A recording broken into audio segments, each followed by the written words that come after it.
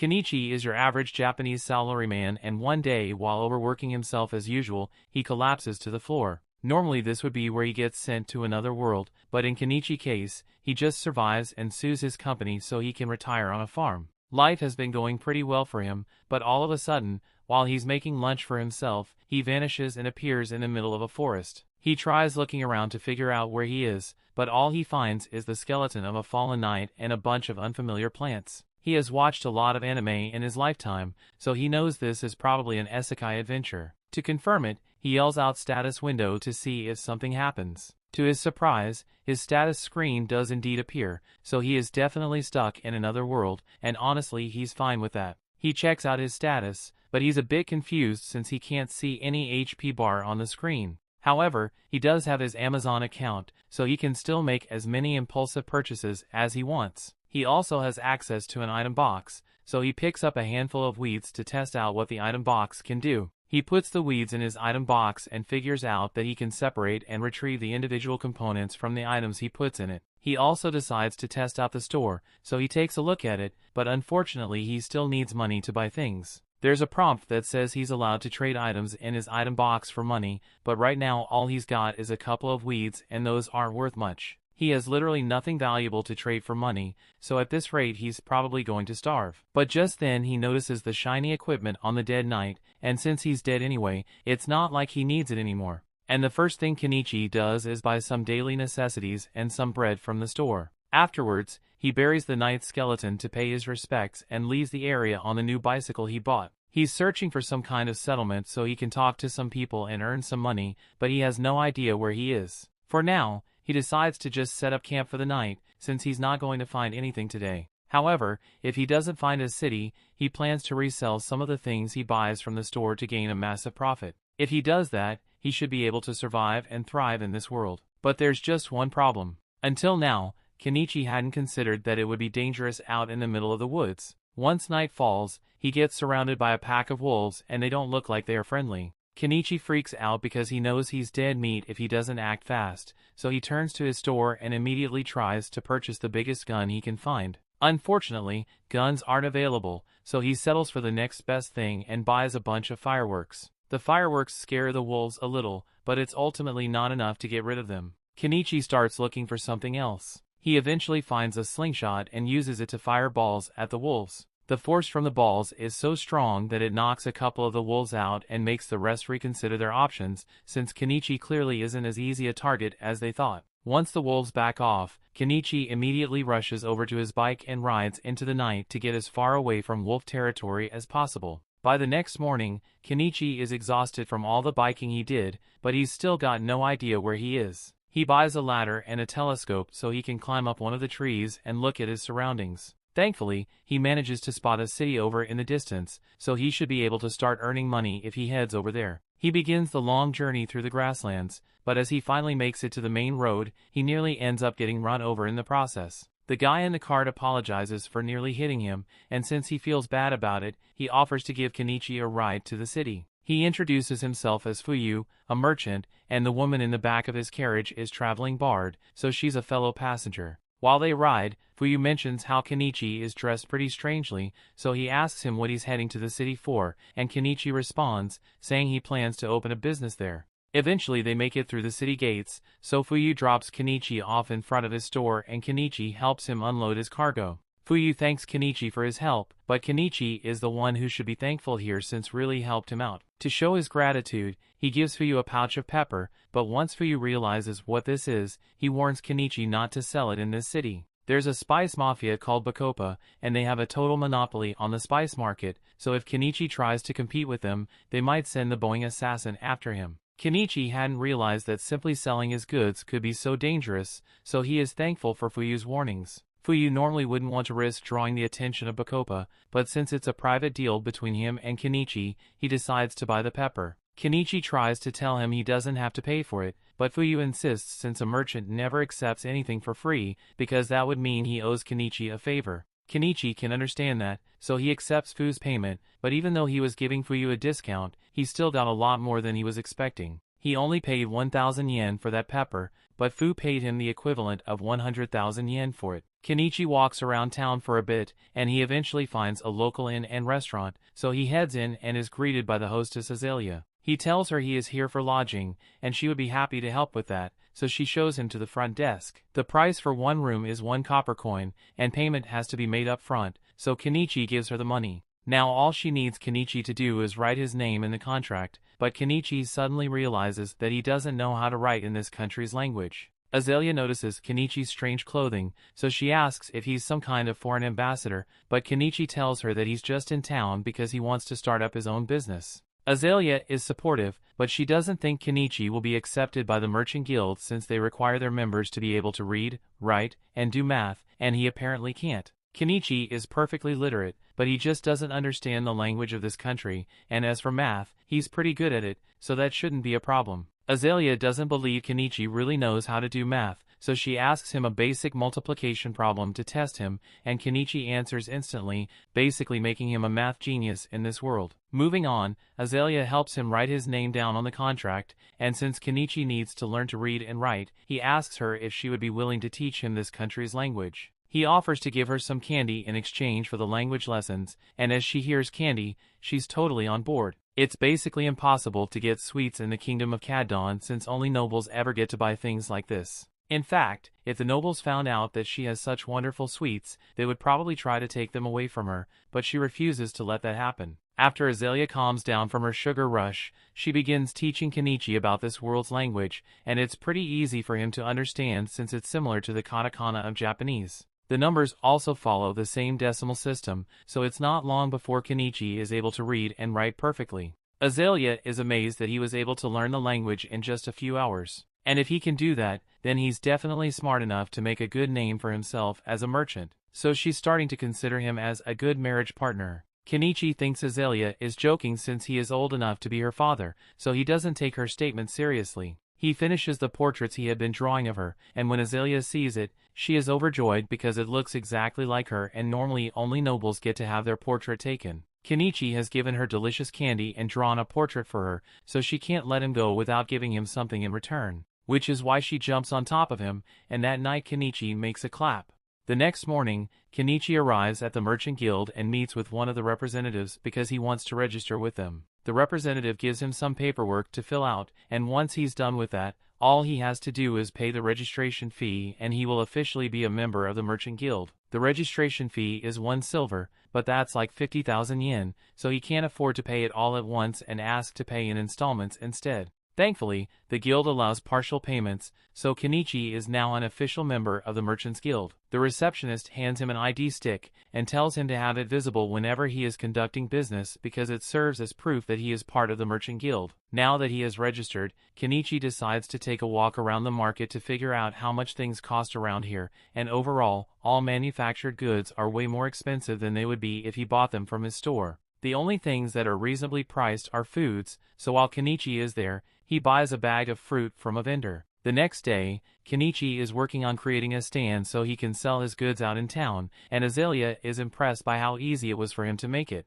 While Kenichi is putting on a couple of flyers, Azalea notices that he's using clothespins, and she's really interested in these since their design is really cool. The clothespins that exist in this world are made of wood and a rubber band, but they break so easily that they are practically useless. She asks Kenichi if he's selling these as well, but Kenichi hadn't even considered the fact that something as simple as cloth spins could be so valuable. Later that day, Kenichi heads out into the market for his first day as a merchant and finds a good spot next to an old lady. He asks her if she's fine with him setting up his stall here, and she has no problem with it, so Kenichi pulls his stall out of his item box. Anama is impressed by Kenichi's selection of goods, so she looks around for a bit and spots the clothespin he is selling. She really likes them, so she offers to buy a couple. And Kenichi is surprised since he didn't think she would want to support her competition. Anama points out that there's no rule saying she can't buy from him, and besides, she doesn't plan on having some sort of rivalry with him anyway. As the day goes on,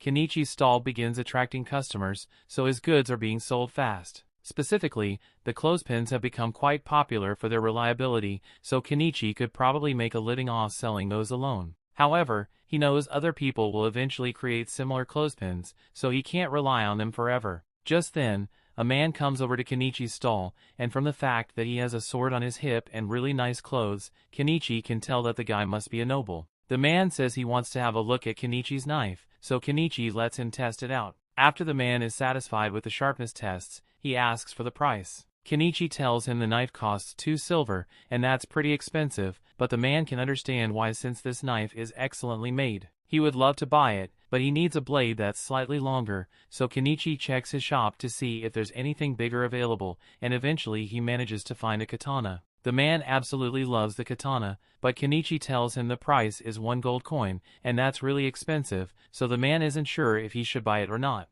While Kenichi watches the man try to convince himself that the sword is a necessary expense, a cat girl starts sniffing his face and licks him. This is the first time Kenichi has ever seen any beast folk, so he's a little scared at first. But he soon comes down and asks them what they would like to buy. They tell them they want the cloth that he is using to cover his stall, and those originally weren't meant to be sold. But Kenichi is a businessman, so if they want the cloths, then he will sell them the cloth. He tells them 1 cloth costs 3 copper pieces, but since they want to buy 3, he will give them a discount and only charge 8 copper instead. That's a good deal for them, but the beast folk are really bad at math, so they don't understand what Kenichi said at all and assume he's trying to scam them. The nobleman tells the beast folk that Kenichi is telling them the truth, so they don't need to worry about being scammed. So they take his word for it and buy the cloths. The man also decides to buy the sword since it is incredibly well made, so by the end of the day, Kenichi made a really good profit. Meanwhile, elsewhere in the city, a maid who bought Kenichi's clothespins shows them to her master, Primula.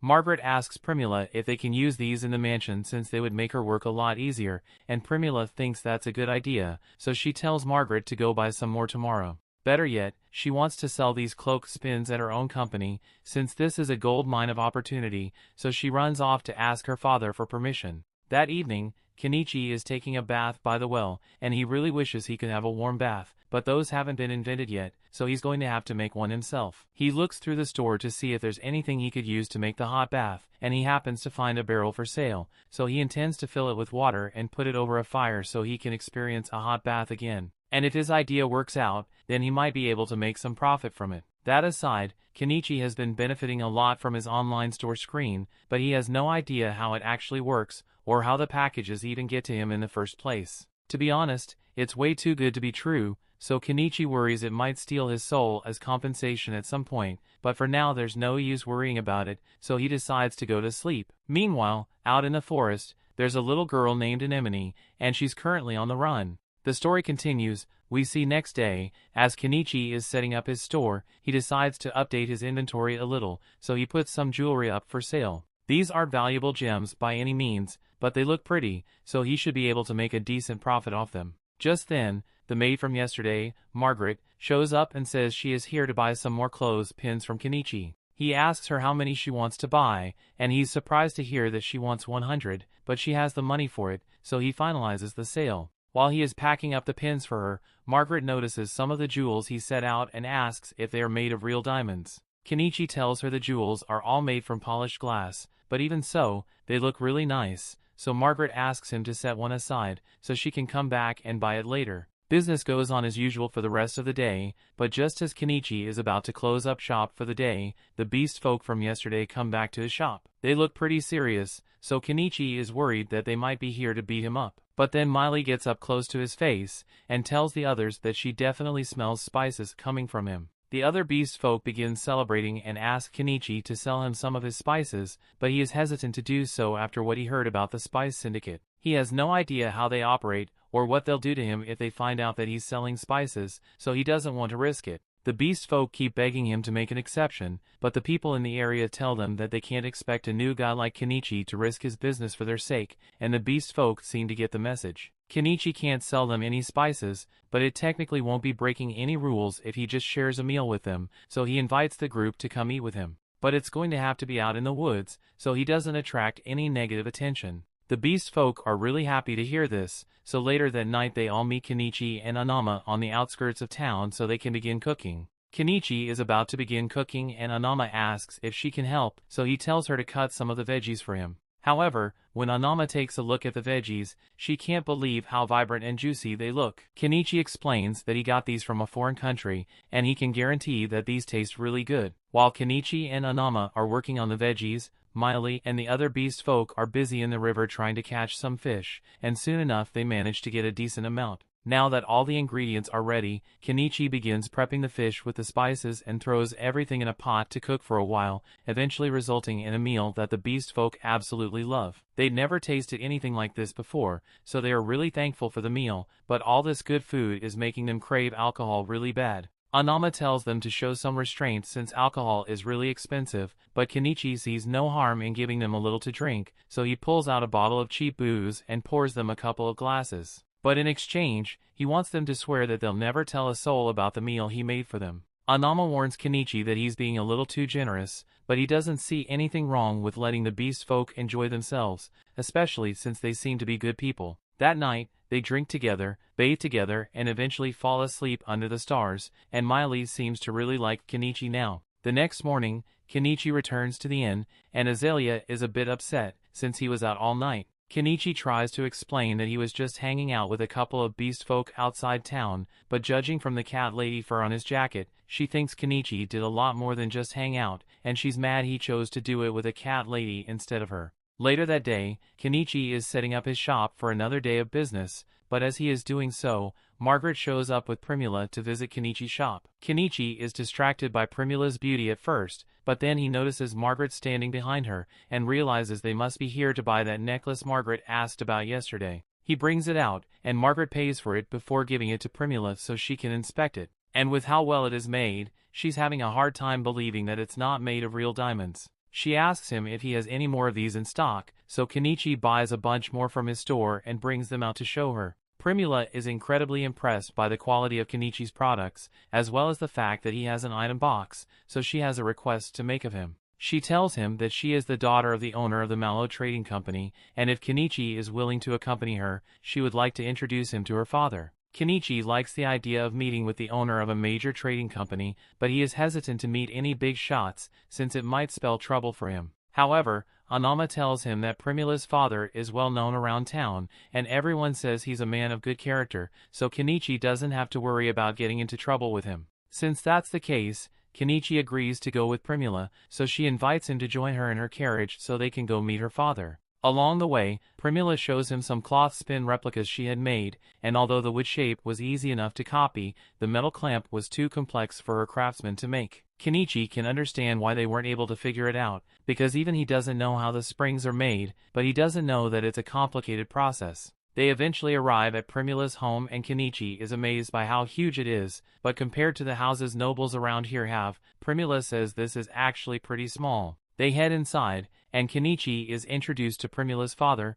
Mallow. They both greet each other, and Mallow invites Kenichi to have his seats so they can begin their discussion. Once Kenichi has settled in, he shows Mallow some of the jewelry he has, and Mallow is just as impressed as Primula was. On top of that, Primula tells him that Kenichi possesses an item box, and Mallow finds this interesting because he also has one. His item box is what allowed him to build his trading company to this level in the first place. So if used properly, he thinks Kenichi could become quite successful. Although, right now Kenichi is just using it to store his supplies. Anyway, the reason Mallow wanted to meet with Kenichi is because he wants to discuss the possibility of Kenichi becoming the official supplier for the Mallow Company. Kenichi had expected a proposal like this, and assumes Mallow intends to market it in such a way to maximize profits. However, if that's what Mallow is after, Kenichi asks why he didn't just keep buying the items from his store for cheap and resell them later on. Mallow definitely could have done that, but that's a sneaky business tactic, and if Kenichi ever found out they were reselling his goods without permission, he wouldn't be very happy about it. Also, having a direct conversation with Kenichi like this gives Mallow an edge over his competitors who would eventually approach him as well. With that being said, Mallows would like to begin their partnership negotiations and offers to pay Kenichi 50% of the retail price for his goods. Kenichi could have for a better deal, but he's honestly okay with this since he's already making a ridiculous amount of profit from his online store, so he accepts Mallow's offer and the two shake hands on it. He officially signs the supply contract, and the first few items he supplies Mallow with earn him over 1,000,000 yen worth of coins. However, when Primula sees all the beautiful jewels Kenichi has in stock, she falls in love with them and asks her father if she can just buy these ones from Kenichi for herself. Mallow sees no problem with that, so Primula offers to pay him 10 gold coins for them, which is equivalent to 2 million yen. So for the first time since he got here, Kenichi has an 8-figure bank balance. Since he's doing so well for himself, he decides to finally begin setting things up for his quiet life and buys a home from his store. The next day, he leaves the city walls and heads out into the forest to look for a good place to set up his home. Before he left, he told Azalea about his plan so she wouldn't be worried, but she thought it was a bit strange that Kenichi was willingly choosing to live out in the dangerous forest instead of staying in the city. Once he finally finds a good spot, Kenichi purchases a weed whacker and begins landscaping the area, but he runs into a problem since even though other things from his store are pretty cheap, fuel is always expensive no matter what world you live in. There's nothing he can do about it though, so he deals with the high cost and keeps working until he has eventually cleared a path for himself to get in and out of the forest. After that, he needs to start working on getting rid of all these trees, so he buys a chainsaw and starts cutting. After several hours of hard work, Kenichi has finally managed to cut through a bunch of the trees in the area, so all that's left is to move them out of the way. However, when he tries to stuff the trees in his item box, it doesn't work. It looks like the trees are too long to fit, so he's going to have to bust out the chainsaw yen and cut them down into more manageable pieces. He eventually shortens the trees into 10-meter logs, and this way he's able to fit them in his item box, so he's almost done with the tree removal. The only thing left to do is pull out all the tree stumps, but that's going to be a lot of work and the sun is already setting, so he decides to come back and finish up tomorrow. The next day, Kenichi returns to the forest to finish the work, but after digging at the stump for a while, he realizes that this is way too much work for a middle-aged man like him. So rather than destroy his back over this, he decides to just buy a backhoe. However, once he actually sees it, he realizes he just spent 1.2 million yen on heavy machinery because he didn't want to do manual labor and he's kind of regretting that. But at the same time, this means he won't have to work as hard, so maybe it was a worthwhile investment. He starts up the engine, but then he realizes that this thing runs on diesel, and his store doesn't sell diesel at all. He starts panicking since it would be a huge waste if he couldn't use the backhoe after he spent so much money on it. He thinks for a second and realizes he could probably make his own diesel if he mixes kerosene and some additives, but when he's about to try it out, he realizes he could destroy the backhoe's engine if he gets the proportions of the mixture wrong. So just to be safe, he decides to test out his mixture on a diesel generator first. After filling it up, he tries turning it on and it seems to work fine, so he knows his homemade diesel will work with the backhoe, so he intends to return tomorrow to finish the job. In the meantime, he needs to do something about all the bugs out here, so the next day, he decides to head to a local magic shop to buy some bug-repellent magic stones. As he enters the shop, the wizard who owns it greets Kenichi and asks him where he's from since he hasn't seen him around here before. Kenichi explains that he's a foreigner who just recently set up a shop in town, and he's here because he wants to buy some bug-repellent stones. The wizard tells him that those stones cost 3 silver coins, but that's really expensive, so Kenichi tries to make a deal and offers to give the wizard 2 oranges if he can lower the price. The wizard has never seen oranges before, so he thinks they must be some kind of exotic fruit and agrees to give Kenichi a discount because of it. Later that day, Kenichi goes to talk to Anama, and she tells him that the wizard is a really knowledgeable guy, so he's a good person to have as a friend. Pretty much the exact opposite of the wanted criminal Shaga, whose wanted posters have been hung up all across town. He's the leader of a notorious bandit group, so the reward for his capture is pretty big. In fact, that night Shaga organizes a raid on a carriage full of slaves that were being transported, and who knows what he plans to do with him. The next day, Kenichi heads back into the forest so he can finally use his backhoe, and he no longer regrets his purchase because not only is it making his work a lot easier, but it's also really fun. Now, nothing can stop him from fulfilling his dream of living a quiet life in the woods. But after spending so much money on the backhoe, he's dangerously close to being broke, so he's going to have to put a hold on any further construction progress. The story continues. We see a little while later, Kenichi goes to meet with Mallow and Primula again in hopes of selling them some salt and sugar for a good profit. Mallow tests the sugar, and he is certainly pleased with its quality, but he can't actually buy it off Kenichi. The state reserves all rights to sugar and salt, so Mallow would get in trouble if he purchased it from an unauthorized source. However, on the bright side, those jewels Kenichi sold him before are selling like crazy, so Mallow would like to purchase more of those immediately. The extra jewels Kenichi just sold earned him 15 gold coins, which is roughly 3 million yen. so now he has enough money to finally purchase that log cabin he found in his store. He honestly still can't believe that there's a whole cabin for sale in his store, and for only 1.7 million yen too. It almost sounds too good to be true, but Kenichi isn't going to miss out on the deal, so he buys the log cabin. Unfortunately, the cabin must have been sourced from Akiha, because when he purchases it, he gets buried in a pile of wood planks and some instructions that he doesn't know how to follow. He takes a moment to read over the instructions manually, and just as he had feared, assembling this thing is going to be a major pain in the ass to do. But he has already paid for it, so he has no choice but to get it over with. As Kenichi begins building, the beast folk from earlier happen to be passing by, and as a show of gratitude, they decide to help Kenichi out with his construction. Several weeks go by, and thanks to the beast folks' help, Kenichi has been able to make steady progress on his log cabin while also keeping his stall open. And in just under a month of work, the construction of the cabin is finally out complete. He couldn't have gotten all this done in such a short time without the help of the beast folk, so to thank them, he organizes a nice barbecue party. However, even though the cabin is finally complete, there are still a ton of things that Kenichi has to do on his own, like painting the walls and the roof and generating electricity. It took another month to get all his necessities worked out, but once everything has finally been taken care of, Kenichi's home is completely self-sufficient. He made a fence around his house and farm, and as for electricity, he set up a couple of solar panels. Now that he is finally finished setting up his dream home, the first thing Kenichi does to celebrate is to take a nice warm bath. Although, he still needs to figure out how to get indoor plumbing since he had to make several bike trips to fill up this bath. The next morning, Kenichi heads back to the inn to tell Azalea that he's finally done with his forest cabin,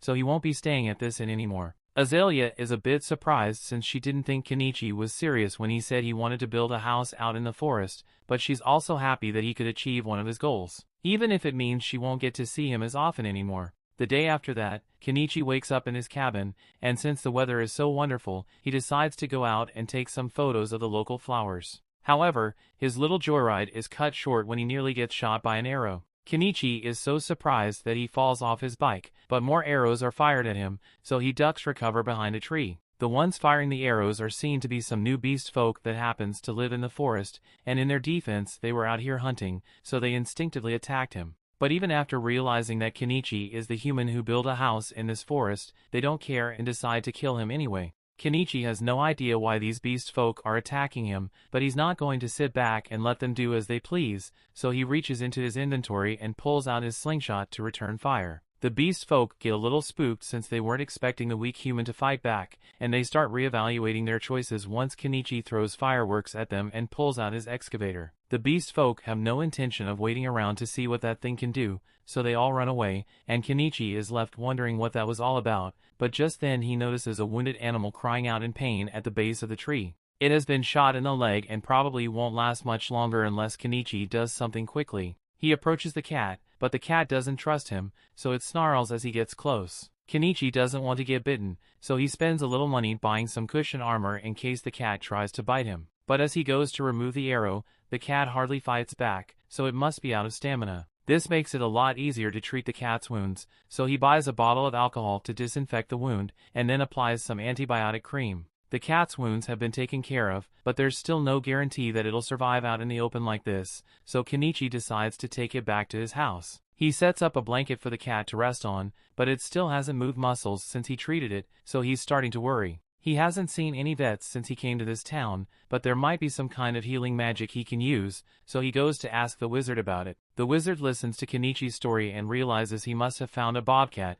but he doesn't understand why Kenichi would want to bother healing it, since he could easily kill it and sell its fur for a good profit. The wizard isn't going to be of much help, so Kenichi heads back outside, and as he does so, Miley happens to be passing by, so she jumps on him and starts sniffing around. She smells the scent of a bobcat on him, and her people see bobcats as messengers of God, so she's really excited and wants to see it for herself. She follows Kenichi back to his house, and as soon as she sees the bobcat, she can already tell that its injury was caused by the dog beast folk, so she swears to make them pay. In the meantime, the bobcat seems to be doing a bit better, but it keeps trying to lick its wound, so Kenichi is forced to stick a cone on its head. Miley is impressed by how capable Kenichi is when it comes to healthcare, so she asks him if he's a doctor, but he says he just knows a bit of first aid. Miley wants to thank Kenichi for saving the bobcat, so she goes outside and does a little quick hunting to get Kenichi some bird meat, and once she brings her catch back, Kenichi grows it for their dinner. After eating, Miley is exhausted, so she asks Kenichi to let her stay here for the night. Kenichi asks her if it's alright for her to just ditch her work and spend the night here, but she is more worried about the bobcat than she's about work right now. Kenichi agrees to let her stay the night, but he only has one bed, so Miley suggests that the two of them sleep together, and Miley ends up on top of Kenichi's later that night. Several days later, the cat seems to be doing a lot better, so Kenichi decides to start working on his farm, but even though he can buy the seedlings and tools for his farm, he still has to think about his water situation, because having to run down to the river every time he wants to water his crops would be a major pain to deal with. The first thing that comes to mind is for him to construct a well with a pump, but that'll have to be a job for tomorrow because he's too tired to do it today. He goes to bed, and the next morning he wakes up to the feeling of the bobcat jumping on his stomach. As much as that hurt, he's happy to see that the bobcat is so full of energy, so he takes off his cone and releases it back into the wild to live its life. Now back to that well matter, Kenichi decides to take a few days off from running his stall so he can get to work on it. He drills a hole in the ground and installs an electric pump so he now has access to fresh water whenever he needs it.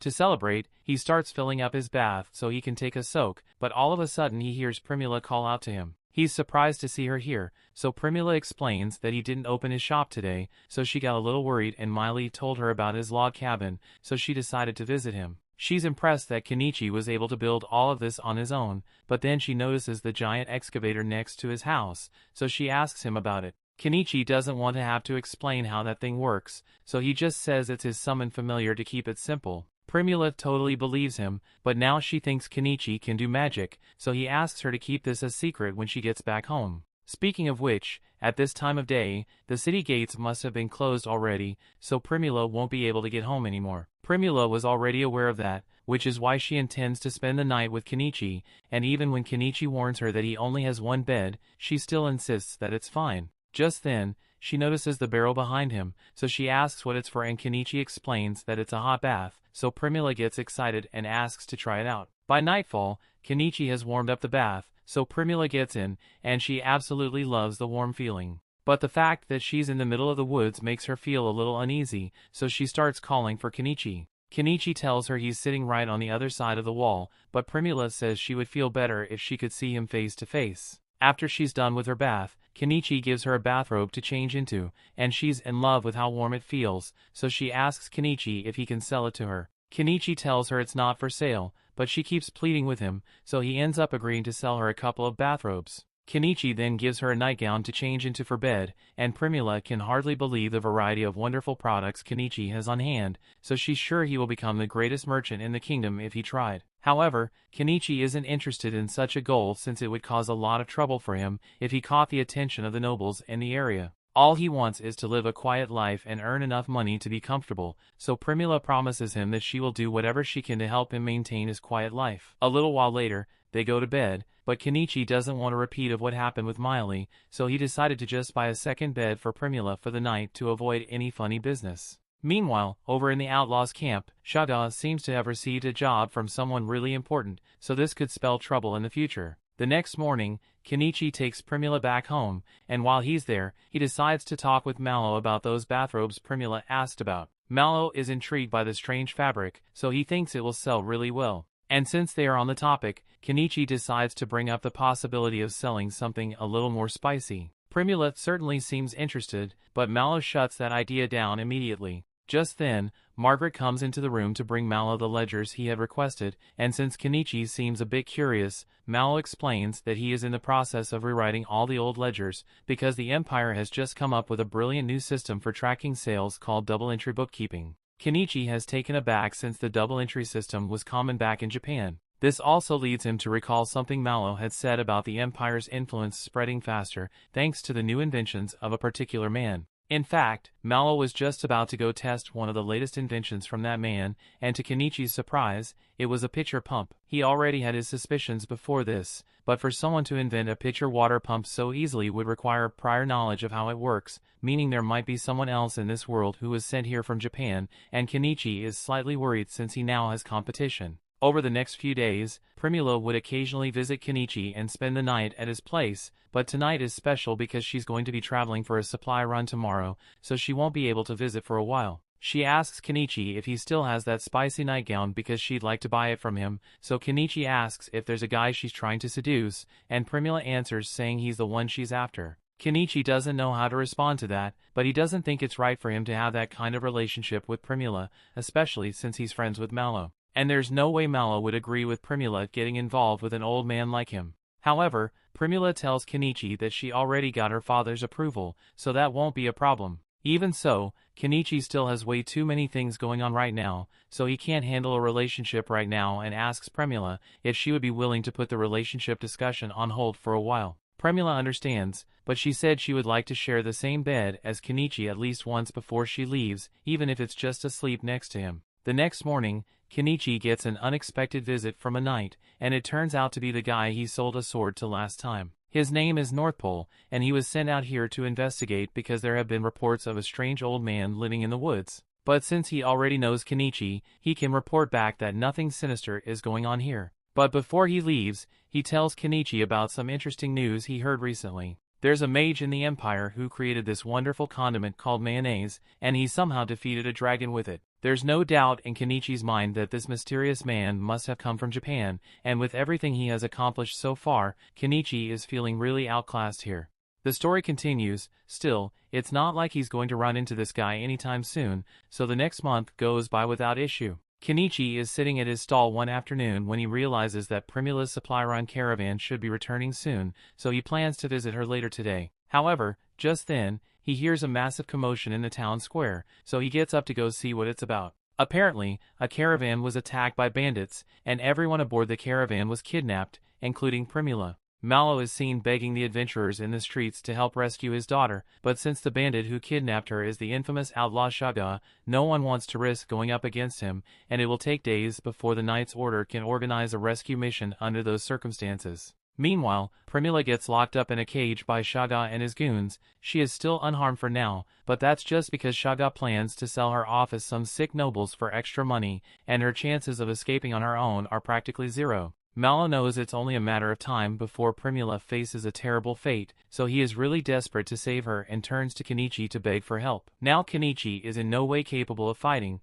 but he cares about Primula a lot, so he ends up agreeing to do something about the situation. However, he doesn't have enough funds on hand to pull it off, so he tells Malo he's going to need some money to make his preparation. Without hesitation, Malo hands over a bag of gold coins, as he is willing to give Kenichi every coin he owns as long as he can bring Primula back safe and sound. He tells Kenichi that Shaga's base of operations is in the ruins 50 kilometers west of Dahlia, and that's quite the distance, so Kenichi is going to have to get himself a ride. He looks through the cars available in his store and ultimately decides to buy a truck, but before he does, he warns everyone that he's about to use summoning magic, so they should all back away. He then does this silly little chant to trick everyone into thinking this is actually summoning magic, and once his truck appears, he climbs on top and asks if there's anyone willing to come fight with him. Shaga has a massive bounty on his head, so if they manage to take him down, there's going to be a huge reward for everyone involved. However, as enticing as that sounds, no one takes Kenichi up on his offer since Shaga is too much of a threat.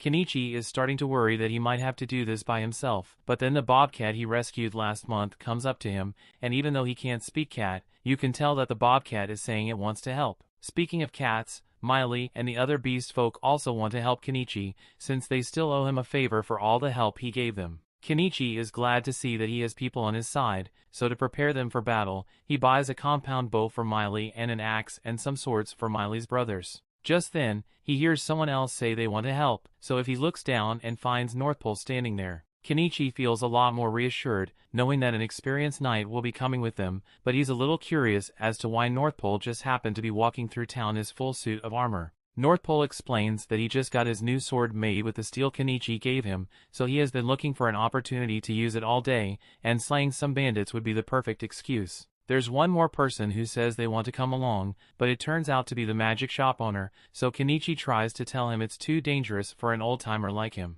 However, the old man reveals that he used to be a mage back in his day, and although he may be old, his fire spells are still just as deadly as they were in his prime. Kenichi agrees that the man would be useful in combat, so he lets him come along, but then Anama says she wants to come too. Kenichi tries to tell her to stay behind since there is literally nothing she could contribute in a fight, but even if she's not capable of fighting, she says she can still provide moral support and cook food for the group. She also promises to run away the second any fighting starts, so Kenichi won't have to worry about protecting her. He ends up agreeing to bring Anama along for moral support, but he draws the line when Malo says he wants to come too, so he tells him to just stay here and wait for Primula's safe return. Kenichi once again asks if there's anyone else who is willing to come with them, but all the remaining people are too scared of fighting Shaga, so they all back away and the crowd disappears. It looks like the 9 of them are going to have to do this on their own, so before they leave, Kenichi heads to the guild and registers himself as an adventurer, while also formally putting in a notice that he's going after Shaga's bounty. The group then sets out in Kenichi's truck, but as they leave the city, all the people who were too scared to fight begin mocking him because they think Kenichi is just going to run off the money Malo gave him. Meanwhile, in the ruins, Primula's cell is opened, so the girl Shaga captured as a slave can bring her some food. However, Primula notices that the girl is starving, so she offers to let her have the bread instead. The girl is grateful for Primula's kindness and begins eating right away, and while she eats, Primula asks her a couple of questions. She finds out that the girl is being held captive here as well, so she asks if she wants to escape with her. The girl would love to get out of here, but she doesn't think it's possible given their current circumstances. However, Primula is sure that it's only a matter of time before help comes for them. After getting close to the base, Kenichi and the others stop to take a break. Once they are done eating, Kenichi sits everyone down so they can begin their strategy meeting. Kenichi comes up with a basic plan of assault, and everyone thinks his plan is a good one, so they all get into position and Miley is sent out to do some recon. Kenichi is able to keep in touch with her by using some radios he bought. But to keep it simple, when Miley asks about the radio, he just tells her it's a magic device that allows them to talk over long distances. Now that Miley is in position to act as their scout, Kenichi and the others all climb into the truck so they can get going, and Anama is left behind for her own safety. Since there's no guarantee that they'll be able to win, Kenichi asks Anama to go contact the Adventurers Guild if they don't return within a day's time. Late into the night, Kenichi asks Miley for a status update on the bandits, and from what she can see, it looks like the bandits are having a party. In fact, most of the bandits are actually drunk right now, so this is the perfect chance for them to attack. Before they go in, one of the beast folk gets Kenichi's attention hands in a walnut. Kenichi asks what this is supposed to be, so the beast man explains that it's a pill to help take Kenichi's mind off the fact that he's going to have to kill people. Apparently that was good enough for Kenichi, so he takes a bite of the pill, and he is instantly sent on the most intense trip of his life. Kenichi hardly knows what's going on anymore, but he remembers he has a mission to do,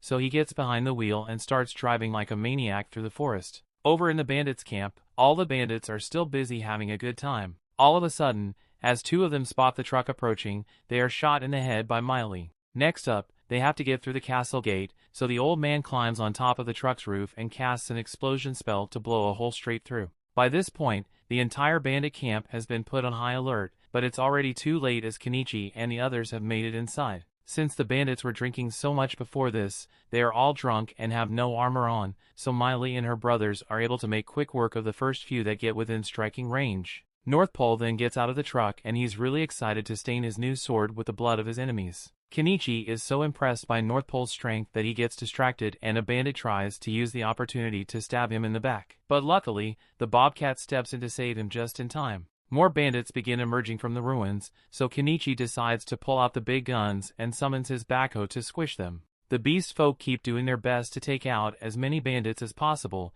and North Pole is over here flexing his superiority over the bandits. While Kenichi is tormenting the bandits with his backhoe, he accidentally tears a hole in one of the walls and finds a ton of the bandits' prisoners inside. He checks to see if Primula is in there with them, but to his horror, it looks like Shaga had anticipated their rescue mission because he is holding Primula hostage at the top of the tower. Primula is relieved that Kenichi actually came to rescue her, but Shaga is mortified because all his men have been wiped out. He assumed that a party would be sent to rescue Primula eventually, but he never could have imagined that they would be this strong. However, even with the current situation, Shaga still thinks he has the upper hand, so he demands that Kenichi and the other all drop their weapons immediately if they don't want him to stab her right here. They all freeze in place since they don't want Primula to get hurt, but Kenichi has no intention of letting Shaga escape. So while Shaga isn't looking, he buys a laser pointer and tells Miley to fire a shot at Shaga when he gives the signal. Miley gets the message, so Kenichi moves the laser pointer up to Shaga's eye to blind him, and the second he lets go of Primula due to the pain, Miley fires a shot straight into Shaga's shoulder. Kenichi runs up the stairs to get Primula to safety, but Shaga has regained his vision and is getting ready to attack the two of them. Luckily, before he could do anything, the slave girl uses some kind of magic to knock him down the stairs, and once he hits the ground, he is perfectly lined up for Miley to give him a headshot. With that, the group is victorious and Primula is finally safe. So the first thing they do is send Nyanji back to tell Anama of the good news. Next, Kenichi stores his vehicles away and buys some clothes for all the prisoners they rescued, and while they are all cleaning themselves up, he notices the little girl and asks Primula to wash her. And while she's at it, he gives her a pair of scissors to cut her hair. Primula takes one look at the scissors and immediately asks Kenichi if he can sell her some more of these, since it would be a really popular item. But then the other women remind her that she's naked, so she backs away in embarrassment. After everyone gets stressed, Kenichi goes to talk to the little girl and introduces himself to her. She tells him that her name is Anemone, and she has an important letter to hand over. It's a letter docs saying the noble who was funding all of Shaga's kidnappings, and North Pole promises to make sure said noble faces punishment for his crimes. With that, this incident is officially over and it looks like they'll be able to make it back to Dahlia safely. But first, everyone is really tired, so they all live asleep for the night. The story continues. We see in the morning, Kenichi drives everyone back to town, and the people in town are eagerly waiting to see if Kenichi managed to succeed after all. As his truck pulls up to town square, Primula gets out and runs into her father's arms because she's glad to see him again. But while they are having their reunion, Mallow notices that the dress Primula is wearing is of really good quality, so she proudly tells him that Kenichi is the one who gave it to her, and they both have the same idea. Speaking of Kenichi, Mallow still hasn't properly thanked him, so he goes up to Kenichi and tells him he is truly grateful for his help getting Primula back. While he's here, Mallow also asks Kenichi if he managed to recover all the goods from Shaga and his crew, so Kenichi tells Mallow that he put all the loot in his item box. But the loot here isn't what you're expecting, as what Kenichi has in his item box is a bunch of severed heads. Back in the ruins, before Kenichi and the others returned to town, the beast folk told him that he would need to take the heads off all the bandits. Shaga and his crew are pretty infamous, so there's a massive bounty on their heads. But to claim it, Kenichi is going to have to present Shaga's head as proof that he's dead. But all those heads will start smelling pretty bad soon, so it would be much better if Kenichi could store them in his item box. This is definitely one of the more disturbing things Kenichi has had to do, but he has no choice, so he starts loading the heads into his item box. While he's at it, he also collects all the stuff the bandits had stolen, including a bag full of 100 gold coins and a bunch of valuable items. He also ended up bringing all the women that were held prisoner by Shaga, but he's not sure what to do with them. Before they came back to Dahlia, he asked them if they wanted him to take them back to their villages, and some of them say they want to be taken home. But for others, when they were captured, Shaga broke their homes and killed all their family, so they don't really have a home to return to anymore. Kenichi understood their situation, so he invited all of them to come back to Dahlia with him, since they have a better chance at restarting their lives there, and the ladies all seemed thrilled by the idea. Kenichi then turned to Anemone and asked her if she knows her hometown. She tells him that her village is called Orup, but that's quite far from here, like 800 kilometers kind of far, so it'd be a long journey to take her back, but Kenichi is willing to make it happen if she wants to go home. However, Anemone has no intention of returning to that village because she was sold into slavery by her own people. In that case, Kenichi asks her if she would like to come with him to Dahlia, and Anemone excitedly agrees. Kenichi then spends a while driving the women to their various destinations, and once that's done, he heads to the guild with the others to claim the bounty. The guild receptionist freaks out upon seeing a separate head placed in front of her, but there are 50 more where that came from, so Kenichi begins pulling them out of his storage. The guild staff have a lot of work ahead of them because they need to inspect each and every head, and while they do that, Kenichi stands off to the side to take a break. The wizard comes up to Kenichi and tells him that with his strange summoning magic and incredibly large item box, if the nobles ever find out about him, then his life is going to get really troublesome, but that's just even more reason for Kenichi to try and keep a low profile. Speaking of nobles, Norspol walks up to Kenichi and tells him he's going to go meet with the local Lord Asclepius to inform him of the corrupt nobles that were secretly backing Shaga's crime operation, so he's going to be leaving now. Later that night, the guild finally finishes tallying up the reward. It came out to 861 gold coins total, so Kenichi wanted to split it evenly among everyone. However, Anama tells him she doesn't deserve a share since she didn't do anything during the mission. Her life was never in danger, so she doesn't think it would be right for her to get a reward. However, she was hoping Kenichi would do her a small favor. She wants him to let her take care of Anemone as her own because she reminds her of her daughter. Kenichi has no objections to her request since he is sure Anama will take good care of Anemone, so he leaves her to it and goes out into town. Now I'm sure Anama had good intentions when offering to take care of Anemone, but literally a few minutes later she loses the child. Meanwhile, Kenichi heads to Azalea's inn to spend the night since it's too late for him to start heading back out into the forest. He puts out some food for the bobcat to eat and thanks it for protecting him while they were out on their mission. He then heads inside, and as soon as Azalea spots him, she gets really excited because it has been a long time since she last saw him. Azalea heard a rumor about Kenichi taking down a ton of bandits, so she asks him if it's true, but Kenichi denies it because he doesn't want to draw too much attention to himself. That aside, she asks him if he remembers the promise he made to make her his lover once his business becomes successful. But Kenichi says he made no such promise, and more importantly, he wants to know if she has any rooms available for him to stay in, so she tells him his usual room is still available. Kenichi heads upstairs and falls asleep because he's so exhausted, but later on in the night a certain someone sneaks into his room and he can feel her under the covers. He already knows what Azalea wants, but he says he is way too tired for that much activity right now.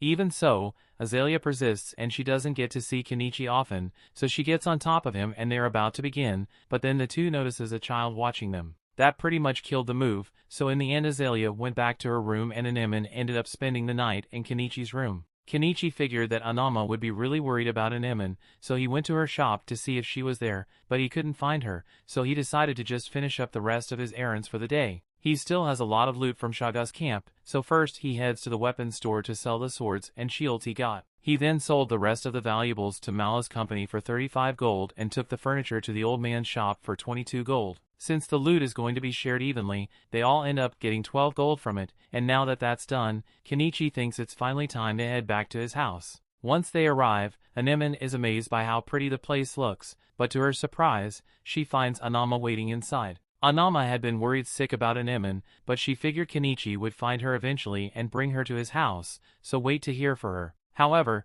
Anemone says she wants to live with Kenichi instead of Anama. Anama doesn't understand why she suddenly wants to stay with Kenichi, so she tries to convince Anemone that it would be better to live with her, but Anemone already made up her mind. Anama doesn't want to force her, so she just tells Anemone that she is always welcome to visit her whenever she wants. Anama then heads back to town, and Kenichi turns to return home with Anemone. While walking back, Kenichi asks Anemone why she wants to live with him in the first place, but there's no deep philosophical reason. Kenichi just gave her really tasty food so she likes him more, and then the two take a bath together and get into bed. This new situation is going to take some getting used to, but then again, it wouldn't be strange for him to have a daughter at Anemone's age. Kenichi eventually falls asleep, but as he rests, several cloaked men begin observing his house. Luckily, the suspicious people don't do anything for now, so life goes on as it normally would for Kenichi. 2 weeks go by, and thanks to Norspol's contributions to the battle against Shaga, he was granted the title of Baron, given some land, and rumor has it that he's currently looking for a wife. And in other news, Kenichi showed Malo and Primula a design for a bicycle a while back, but they laughed in his face because they thought it looked too dumb to be profitable. However, they later came to their senses and realized how good bicycles really are. They apologized to Kenichi for laughing at him earlier, and even offered to pay him 5 gold coins for the idea. Now, bicycles are fairly common in the country, and Kenichi is glad that his idea made such an impact, but he is still feeling a bit uneasy because he can't shake the feeling that someone is watching him. He ignores the feeling for now and heads to the guild so he can receive the final payout for the reward. And once he's got his money, he gives everyone their share. Even though Anama said she didn't want to cut, he still gives her a little money. Anama doesn't think she deserves it, but she says she'll accept his kindness, and in return she gives Anemone an apple. Everything seems to be going well, but Kenichi suddenly gets the feeling that he's being watched again, and this time he's sure he's not imagining things because he sees the person that's spying on him. This could be bad, so he takes Anemone's hand and tries to get out of the area, but he soon realizes he is being followed by more cloaked people. It's backed into a corner, so his only option is to run into the alleyway to get away. However, at the end of the alley, he finds himself blocked in by a carriage. The cloaked men catch up to him and say their boss wants to meet him alive, so if he cooperates with them, it won't have to hurt him. Kenichi doesn't have much of a choice here, so he pretends to comply with their orders, but just before they load him into the carriage, he pulls out some firecrackers from his inventory and throws them at the cloaked men and in the carriage. This provides enough of a distraction for him and Anemone to crawl under the carriage, and now that he has created some distance, he pulls out a crossbow and points it at the men. He threatens to shoot them if they don't leave him alone, and since the kidnappers don't have any long-range weapons of their own, they are forced to flee. Kenichi is relieved that he managed to get away, and a few moments later Malo shows up in his carriage because he heard the commotion. He offers to give Kenichi and Anemone a ride, and while riding together, Kenichi tells him all about what happened. He believes this must have been the work of a noble that is part of the anti-monarchy faction, and he suggests that Kenichi go to meet with the local Lord Asclepius so he can get some protection. Kenichi agrees that it may be a good idea, but he doesn't want to risk it since Asclepius might ask him to start paying taxes, and he hates taxes, so he decides it might be better to just leave the city altogether. After returning home, Malo tells Primula about Kenichi's decision to leave town, and Primula is upset because they haven't even gotten to properly thank Kenichi for everything he did for them. The bicycles were such a popular item that the local lord granted them a family name because of it, and as such they owe Kenichi a great debt, so they can't let him leave until that debt has been repaid. That is why Primula has decided that she will leave town with him and spend as much time with Kenichi as possible. She already tried to gain his affection once before, and he rejected her. But when she was kidnapped, Kenichi didn't think twice about risking his life to save her, so Primula is sure that he must care about her deeply. And if that's true, then he will definitely wait to see her before leaving town. Well, it looks like Kenichi didn't care about her as much as she thought because he's gone along with his entire house. Meanwhile, Kenichi is riding on his new motorcycle, and I guess he must be confident in his riding skills because he bought a helmet for Anemone and not for himself. While riding, he ends up coming across a familiar face, so he pulls up next to Fuyu and greets him. It has been a while since he last saw Fuyu, so the two stop to chat a little, and Fuyu learns that Kenichi became a merchant after all. He also finds out that Kenichi was the one behind the bicycle invention. He now has a daughter and is currently traveling, but he is curious about where they are heading. Kenichi explains that he and his new family are going on a journey, although he doesn't know where they are going exactly. Fuyu wishes them good luck on their journey, so Kenichi and the others get back on the bike and continue riding off into the distance.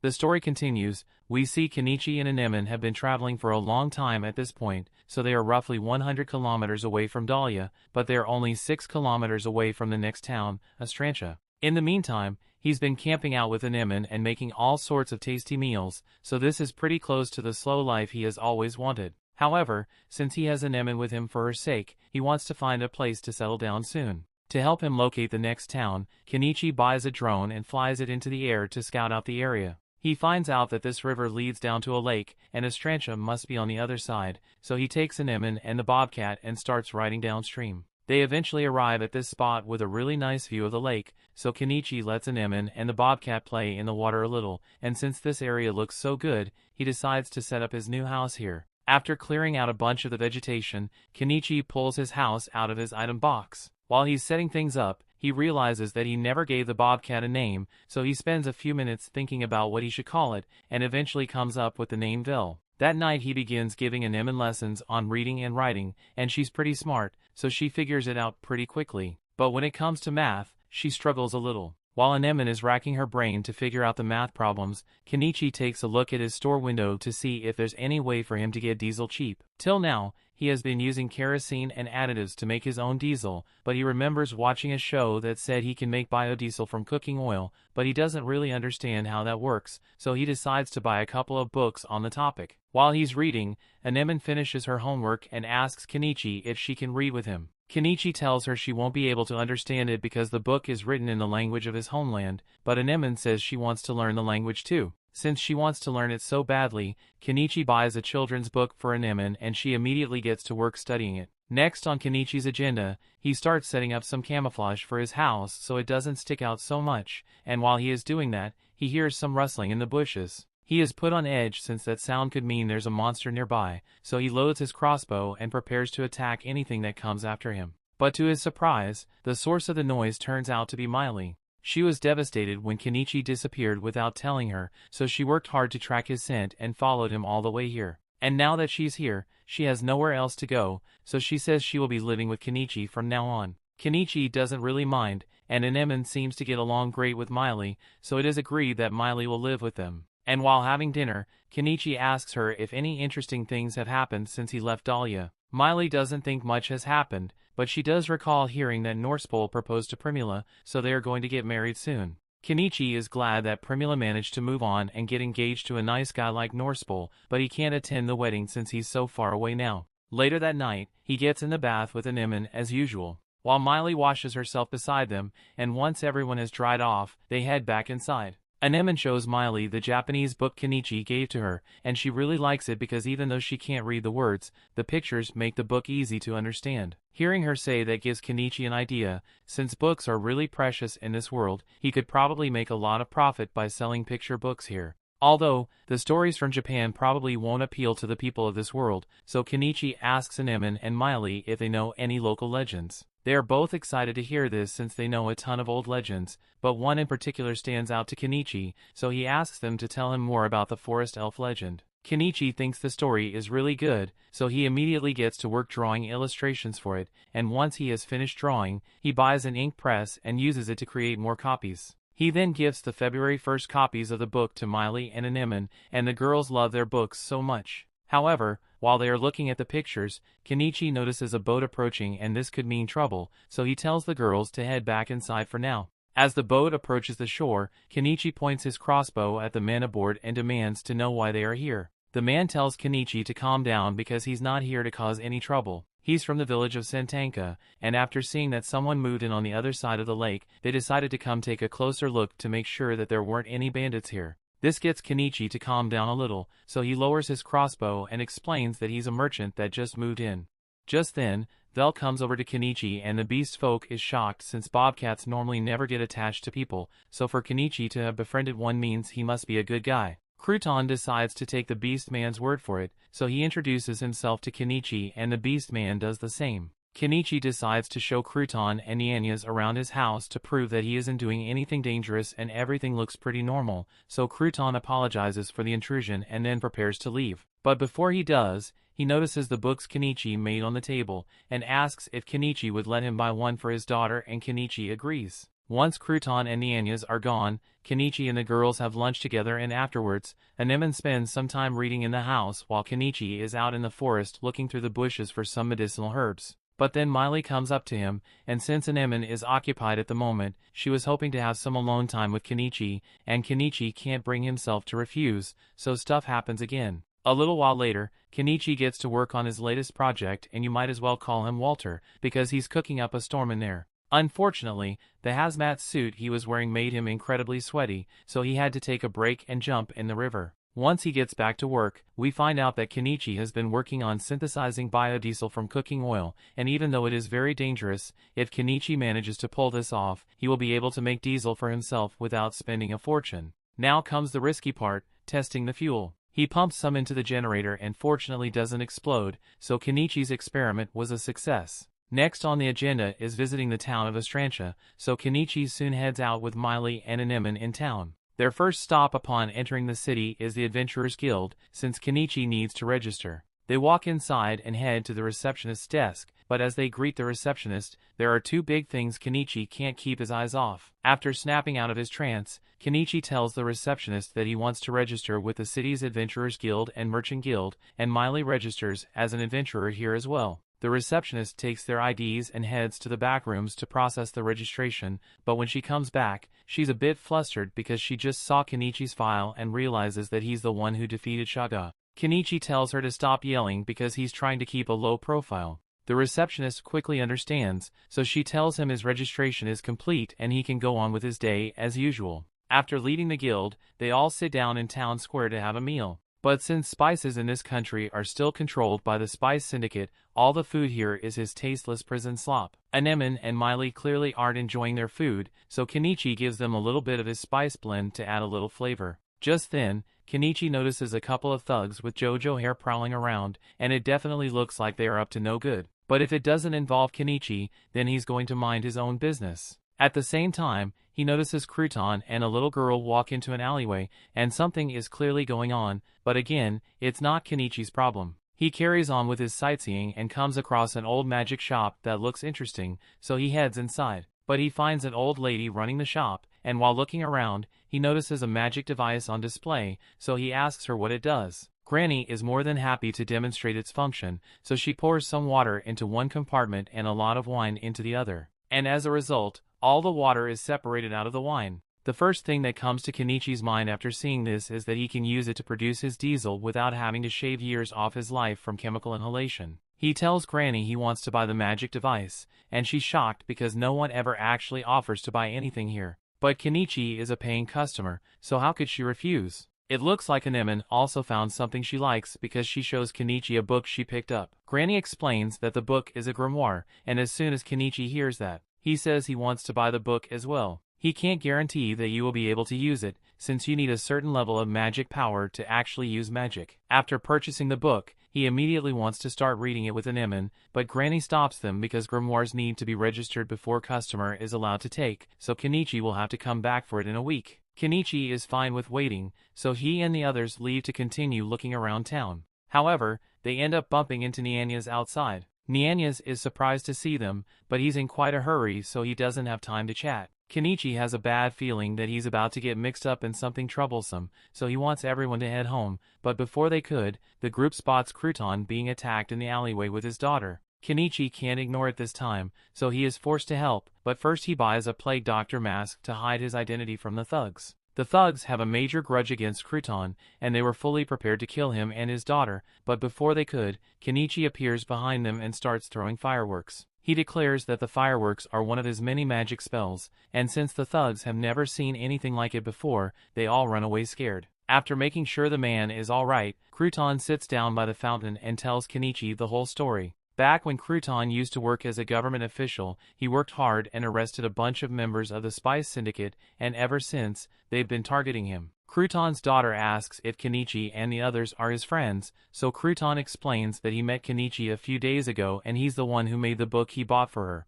Mary gets excited after hearing that her favorite book was made by Kenichi, so she starts thanking him for it. But Anemone gets a little jealous, so she mentions that she helped make the book as well, so Mary thanks her as well and asks if they can make a book together sometime, and Anemone says she would love to. Kenichi is glad to see that Anemone finally has a friend the same age as her, and a few days later, Crouton and his wife brought Mary to visit Kenichi and Anemone. This is the first time they had guests, so Kenichi prepared a meal for all of them to enjoy, and from there it became a daily thing for all of them to hang out with each other while Mary and Anemone played together. However, one day Mary didn't show up like she usually does. Instead, a desperate Crouton came begging Kenichi for his help. He tells Kenichi that Mary got sick with one of this nation's diseases, and most children who contracted don't even survive one night, so he needs to do something to help her soon. He is willing to pay every coin he owns if it means Mary will survive, but he can't afford to hire a mage to cast healing magic on her, so Kenichi is his only hope. Kenichi isn't going to just stand by while Anemone's friend is suffering,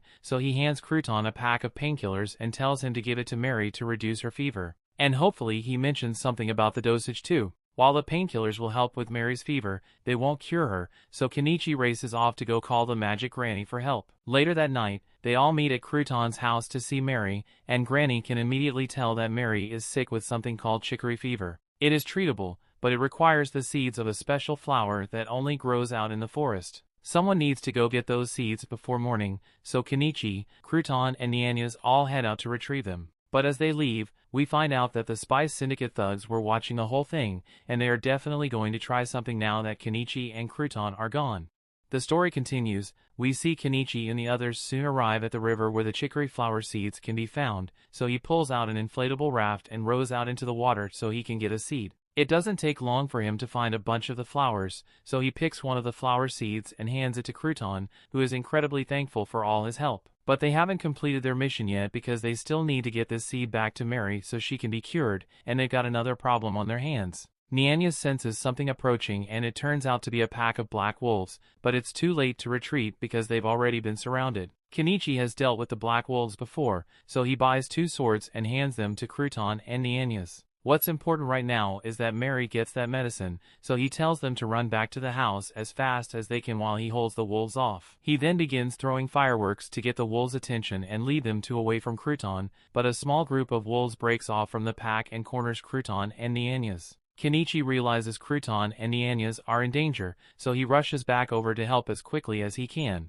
But while he's doing that, we see those thugs from earlier hiding behind the trees, and they seem to be controlling the wolves with some kind of whistle. The wolves proceed to attack Nianyas and Crouton, so the two fights back with the swords Kenichi gave them. The thugs are pissed that Crouton is somehow managing to survive, but all their malice allowed Vel to sense their presence, so she wastes no time in knocking all the thugs to the ground. Vel then starts attacking the dogman, causing him to drop his whistle, and as he does so, all the wolves stop attacking Crouton. Kenichi sees this and realizes that the thugs must have been controlling the wolves all along, and since the dogman lost his whistle, he tells Nianyas to take Crouton and get out of here while he has the chance. The dogman manages to get Vel off and grabs his whistle to order the wolves to go after Crouton, but the wolves seem to be too scared to move. None of them have any idea what's going on, but all of a sudden a massive bear appears. Wolves realizes just how much danger they are in, so they flee the forest, and the first one to fall victim to the bear's rampage is the dogman, and after hitting the ground,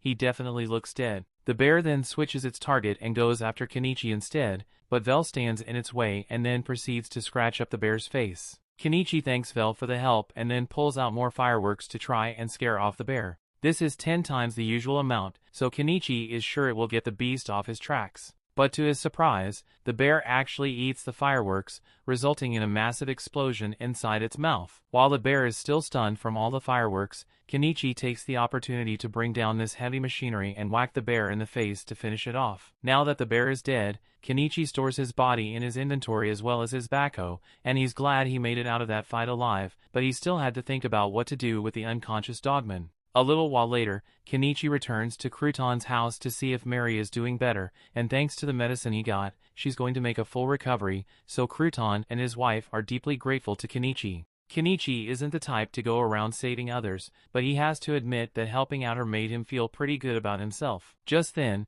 he remembers that he has something important to discuss with Crouton, so he asks to speak with him privately for a minute. The two of them head outside, and Kenichi tells Crouton that he managed to make a deal with the dogman in the woods. He bandaged the dogman up so he wouldn't die of his wounds, and in exchange, he had the dogman promise that he would never harm Crouton or his family again. The dogman agreed to the terms, although he has no control over what the rest of the thugs do, since there are a lot of them who hold major grudges against Crouton, so they will surely continue coming after him, although it might be a different story if Crouton were to leave this town. Kenichi tells Crouton that it might be a good idea to leave this town since it would ensure that no one comes after him or his family again. Crouton admits that leaving would be the best option, but he literally has nowhere to go, and he can't go to Dahlia since the Spice Syndicate operates over there as well. Kenichi thinks about it for a minute and comes up with a good solution to Crouton's dilemma. Kenichi happens to know a knight named Norspol, who just became a baron, and as such he is currently recruiting people to live on his lands. So if Kenichi writes a letter to Norspol telling him all about how great Crouton is, then he would be sure to let Crouton move in.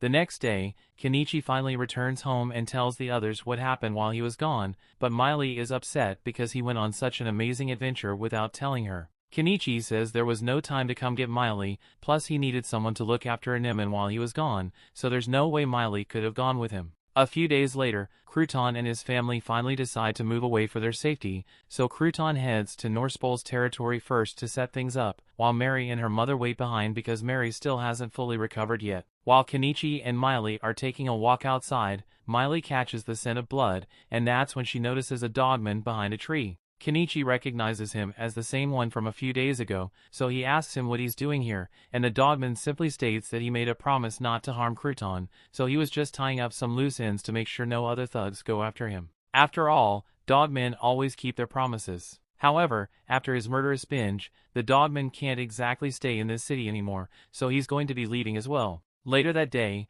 Kenichi heads into town to sell the bear he killed at the guild. The man in charge of dissection is amazed that Kenichi was able to defeat a tusk bear on his own, but Kenichi says he just got lucky. Anyway, he would like to keep the meat and the magic stone on the bear to himself, and he wants to sell the rest to the guild. The man says he understands, but with how big the bear is, it's going to take him a long time to finish dissecting it, so he asks Kenichi to come back in the evening. Kenichi is fine with waiting a little, and since it's still only midday, he decides to head home and finish up one of his projects. But as he walks past a shop, there's a familiar face inside and it seems like she's looking for someone important to her. Back at Kenichi's house, he finally gets around to using that artifact he bought to make his biodiesel, and after a lot of chemistry that would probably blow your house up if you tried it, Kenichi is finally able to create what he believes to be pure diesel for his engines. Now the only way to know for sure if it worked is to test out his generator, and when he turns it on, the generator doesn't explode, so his experiment was a success. With this method, he was able to make a liter of diesel for only 300 yen,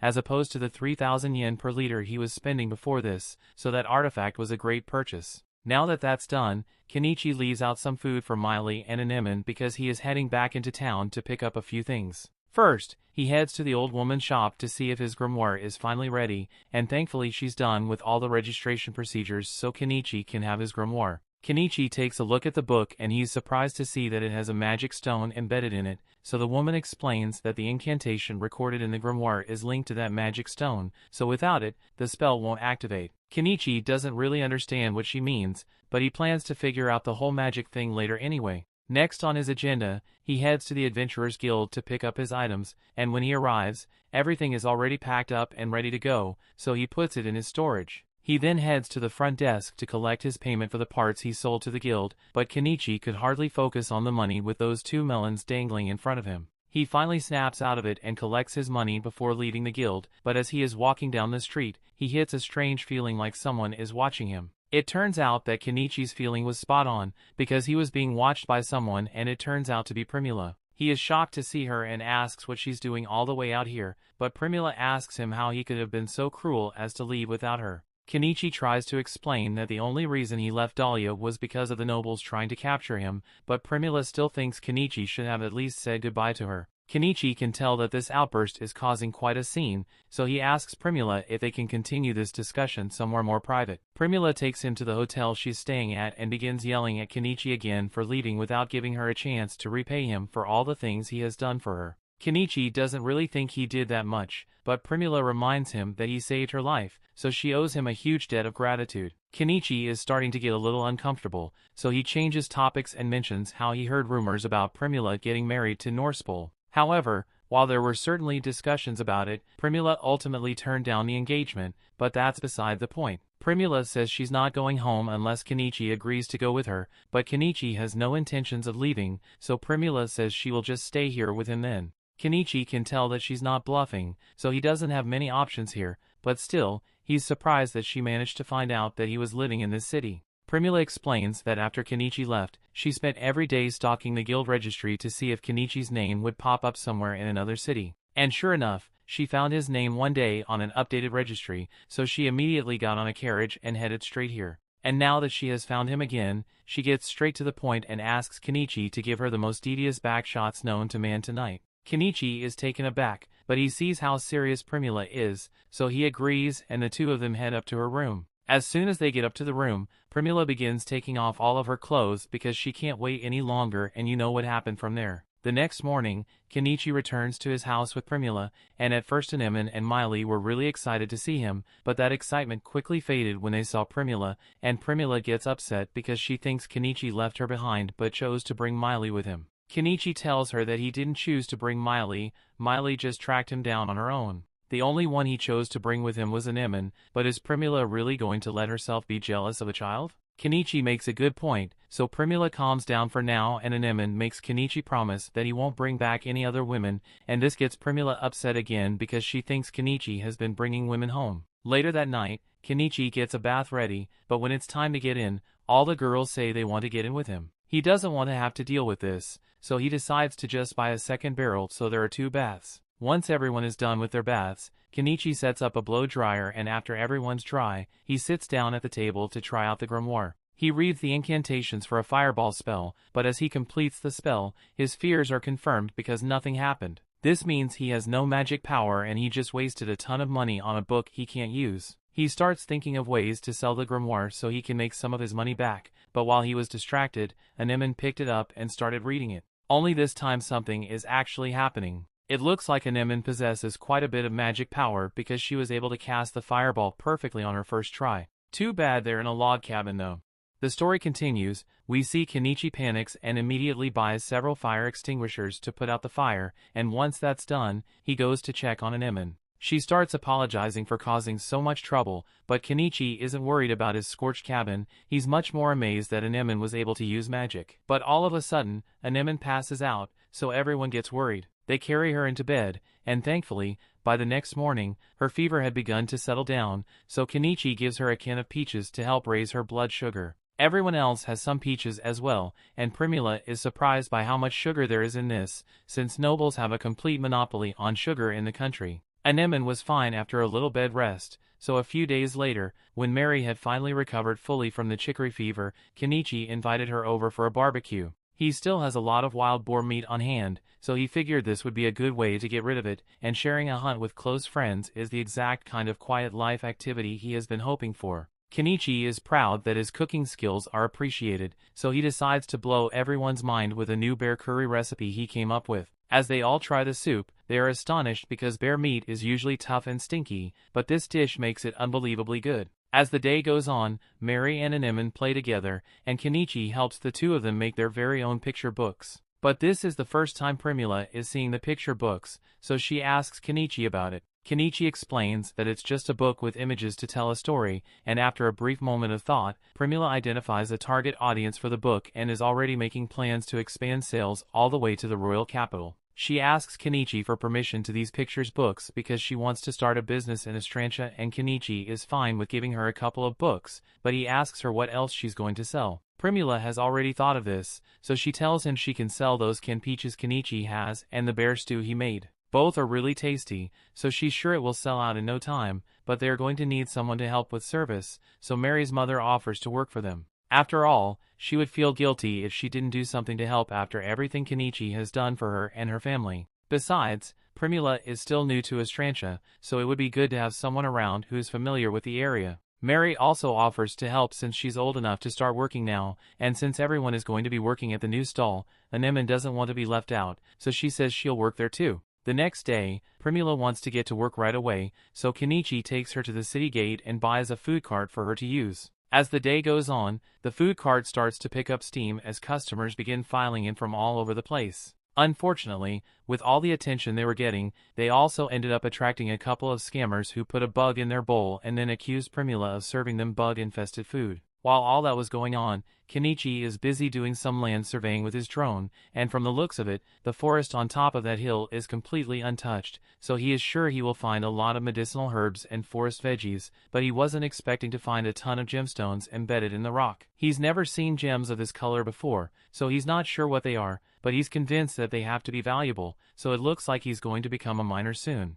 But that will have to be a project for another day because he needs to head back into town to pick Primula and the others up. Kenichi rides into town on his bike and finds them waiting with all their stuff packed up. Primula excitedly tells him that they managed to sell out entirely on their first day, and Kenichi is glad to hear it, but he notices a new beast woman standing with them, so he asks who she is. Primula starts telling him about what happened earlier that day and how two guys were trying to blackmail with a bug, but before things got out of hand, Naomina showed up and told everyone that those two guys are scammers. She saw them when they put the bug in the food, and Naomina doesn't like scammers, so she's going to deal with the problem. The scammers got scared and ran off after that, so Primula decided to hire Naomina as her bodyguard for the rest of the day. Kenichi thanks Naomina for being such a huge help, but Naomina tells him it's no big deal. And if anything, she feels lucky to have met Primula because she got paid a silver coin to basically glare at people who cause trouble. The group heads back to Kenichi's house together, and upon returning, Miley and Anemone come out to greet Kenichi.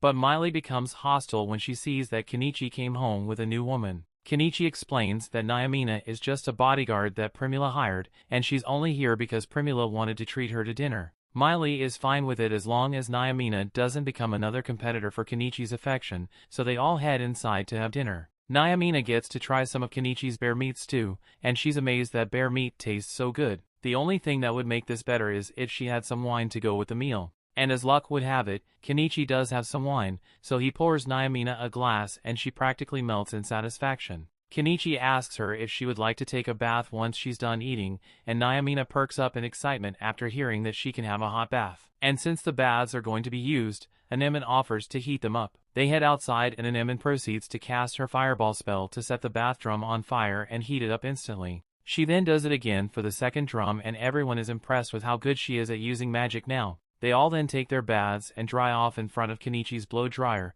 and once they are done they get dressed for bed. Nyamina has been loving to hear so much that she is considering moving in permanently, but Miley is strictly against the idea because there are already too many women here as it is. They then notice Kenichi in the middle of a lesson with Anemon, so they ask him what he's up to, and Kenichi explains that he is teaching Anemon some basic writing and math to help broaden her horizons. It's pretty difficult to make a living for yourself in this world if you don't have an education, so Kenichi wants Anemon to learn as much as possible while she still can. He asks her if she would be willing to go with Primula and the others next time they head into town with the food cart, so she can learn about the business, but she says she would rather learn more magic so she can stay with Kenichi. The next day, Primula and the others head back into town to continue the food cart business, and it's just as popular as it was yesterday, but with Nyamina as their bodyguard, they don't have to worry about any chronically unemployed troublemakers causing a scene. As for Kenichi, he just finished creating a scaffolding with the help of Miley and Anemon, and he plans to start excavating the gemstones as soon as he can, but it's getting pretty late, so he will have to come back tomorrow.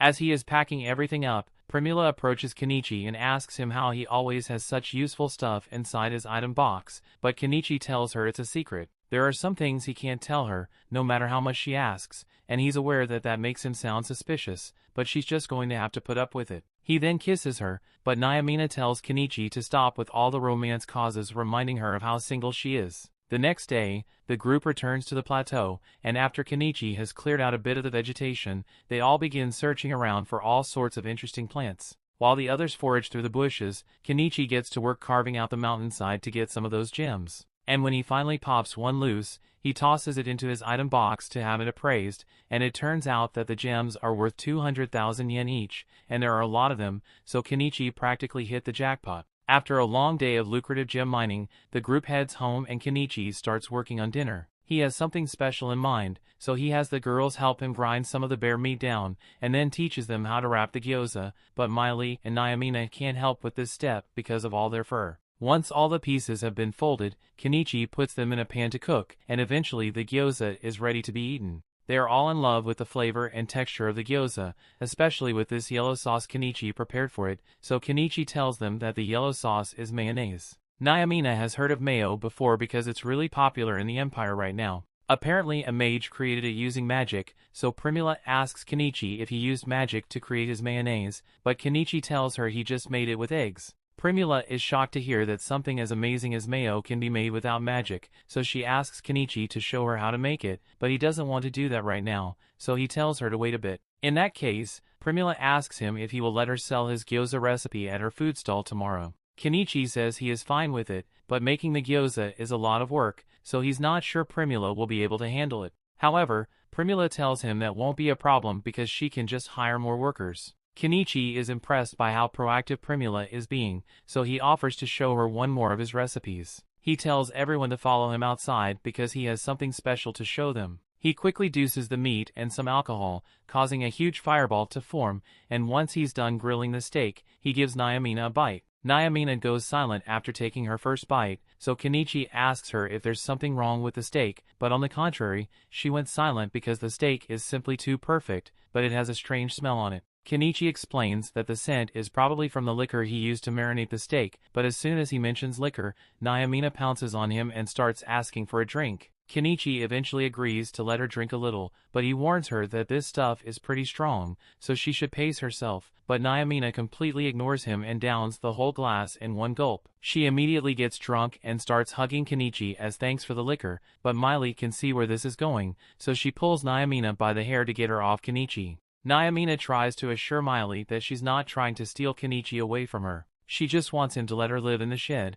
so she can share tasty meals with him and the others. Miley still doesn't trust her, but Kenichi doesn't see the harm in letting Nyamina live here, especially since she is Primula's bodyguard. Primula says she is fine with Nyamina living here as well since all she wants is food, so she definitely won't try to seduce Kenichi when no one is around. A little while later, when no one is around, Kenichi shows Nyamina the room he set up for her, so she asks him how much she has to pay his rent. Kenichi tells her she doesn't need to pay rent because as long as she keeps helping Primula out, then she doesn't have to worry about paying him rent. He then tries to leave, but Nyamina pulls him back and says she can pay him back in a different way. However, Miley could sense the seduction in here from a mile away, so she bursts through the door and enters the room to join in. A month passes and Kenichi continues his mining operation, making around 15 million yen from the stones so far, but that's almost nothing compared to Primula's stall because it's steadily expanded into a company called Corolla with tons of employees. It now has a daily income of over 200,000 yen,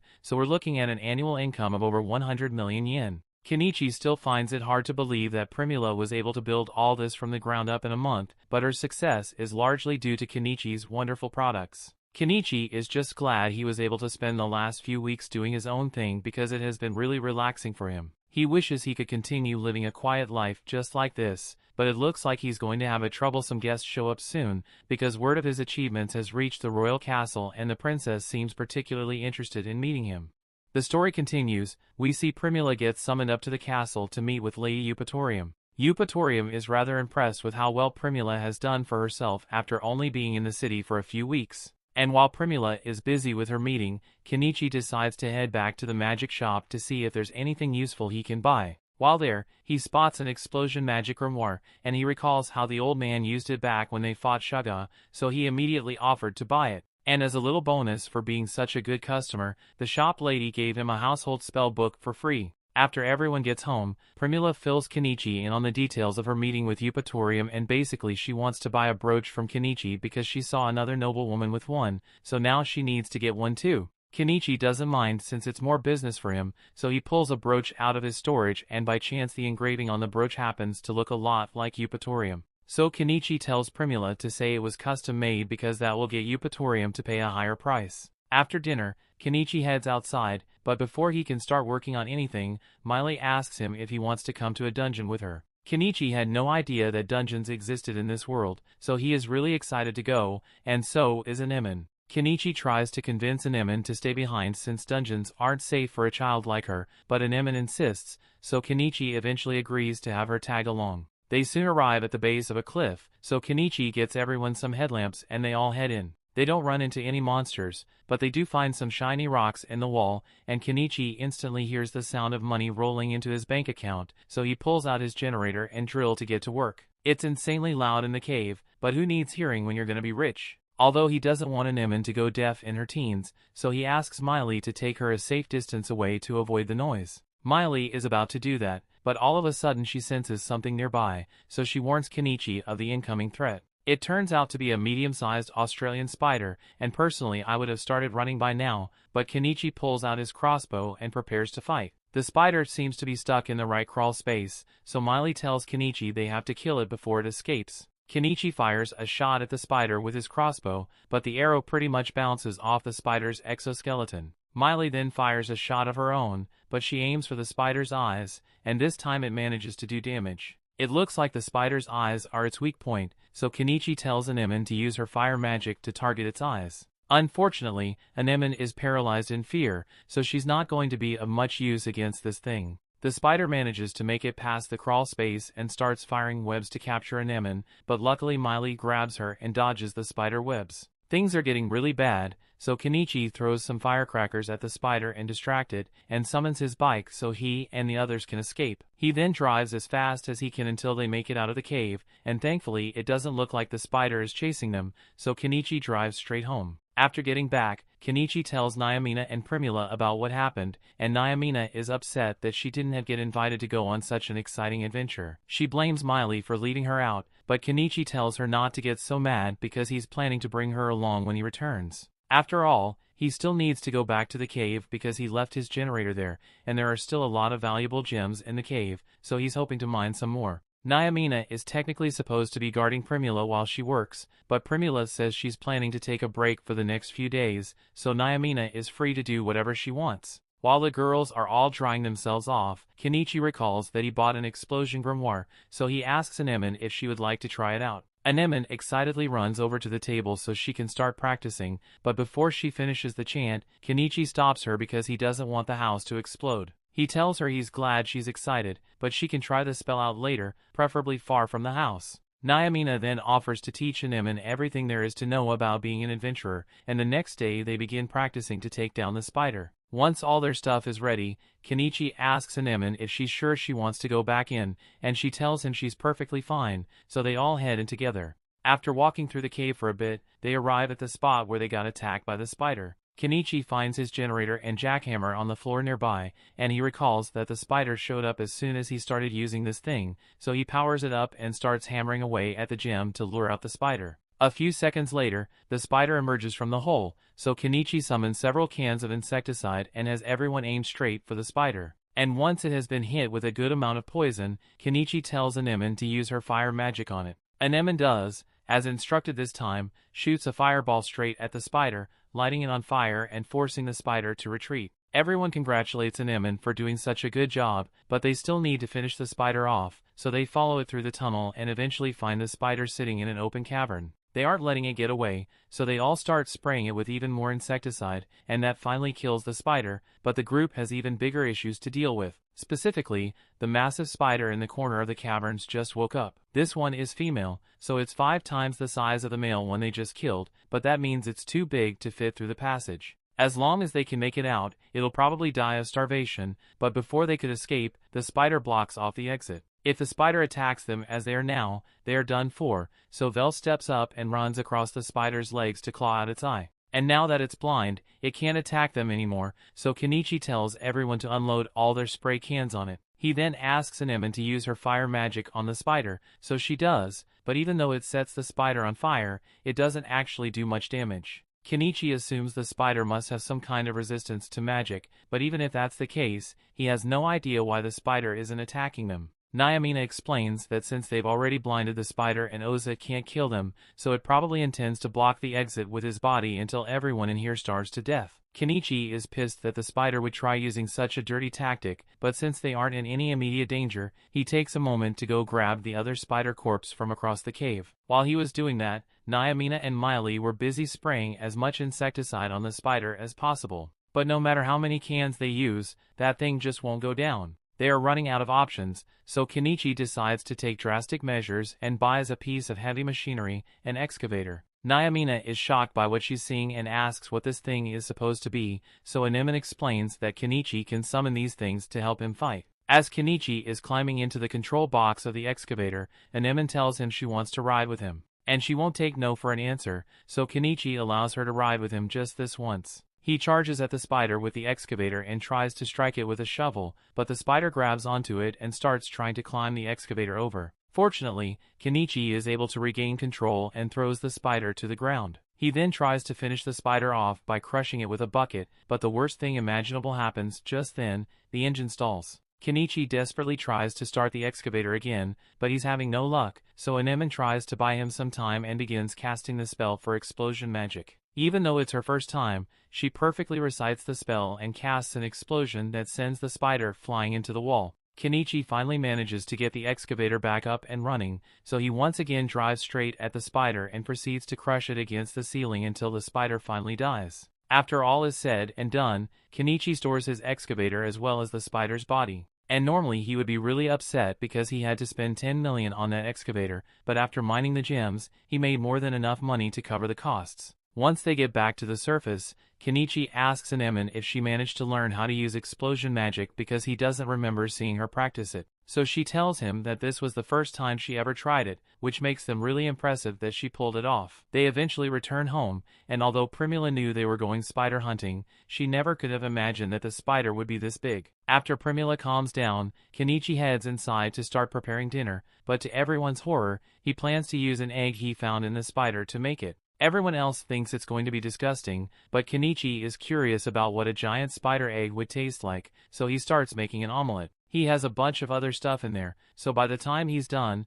the food actually looks pretty good. So Anemone decides to take a chance and tries a piece, and surprisingly, the egg balls taste really good. The others decide to try some too, and Primula is impressed because she can tell that Kenichi made these with cheese. And cheese is really expensive in this world because it's only made in a particular region.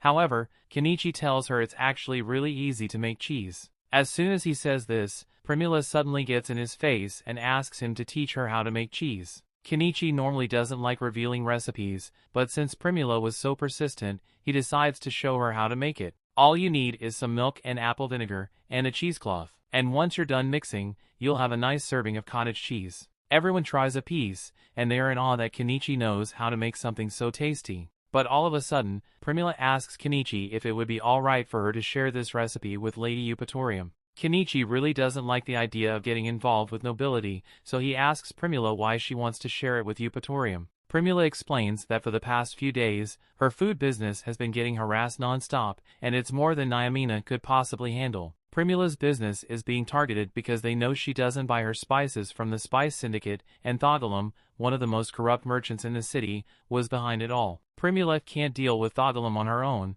which is why she wants to get on Eupatorium's good side, so she'll deal with it for her. Again, Kenichi doesn't like the idea of relying on nobles, so he tells Primula that he would be more than happy to squish Thoughtolum under his excavator. But Primula tells him he doesn't need to do that because she would like to avoid a physical confrontation as much as possible. Kenichi understands if he tells Primula she's free to use his recipe, but he doesn't want Eupatorium to start bothering him, so he asks Primula to keep his identity secret. The next day, Thoughtolum is in his office when all of a sudden one of his henchmen brings him a decree from Lady Eupatorium that says anyone caught causing trouble for Primula's business will be severely punished, and even Thoughtolum isn't foolish enough to go against a decree from a noble, but he's still confident that he will get his way eventually. Things go back to normal for Primula, and she's able to get on with her business without being harassed anymore. But a few days later, Eupatorium shows up at Kenichi's doorstep because she wants to meet with him. Primula didn't mention Kenichi to her at all, but she already knows all about Kenichi's achievements from Dahlia,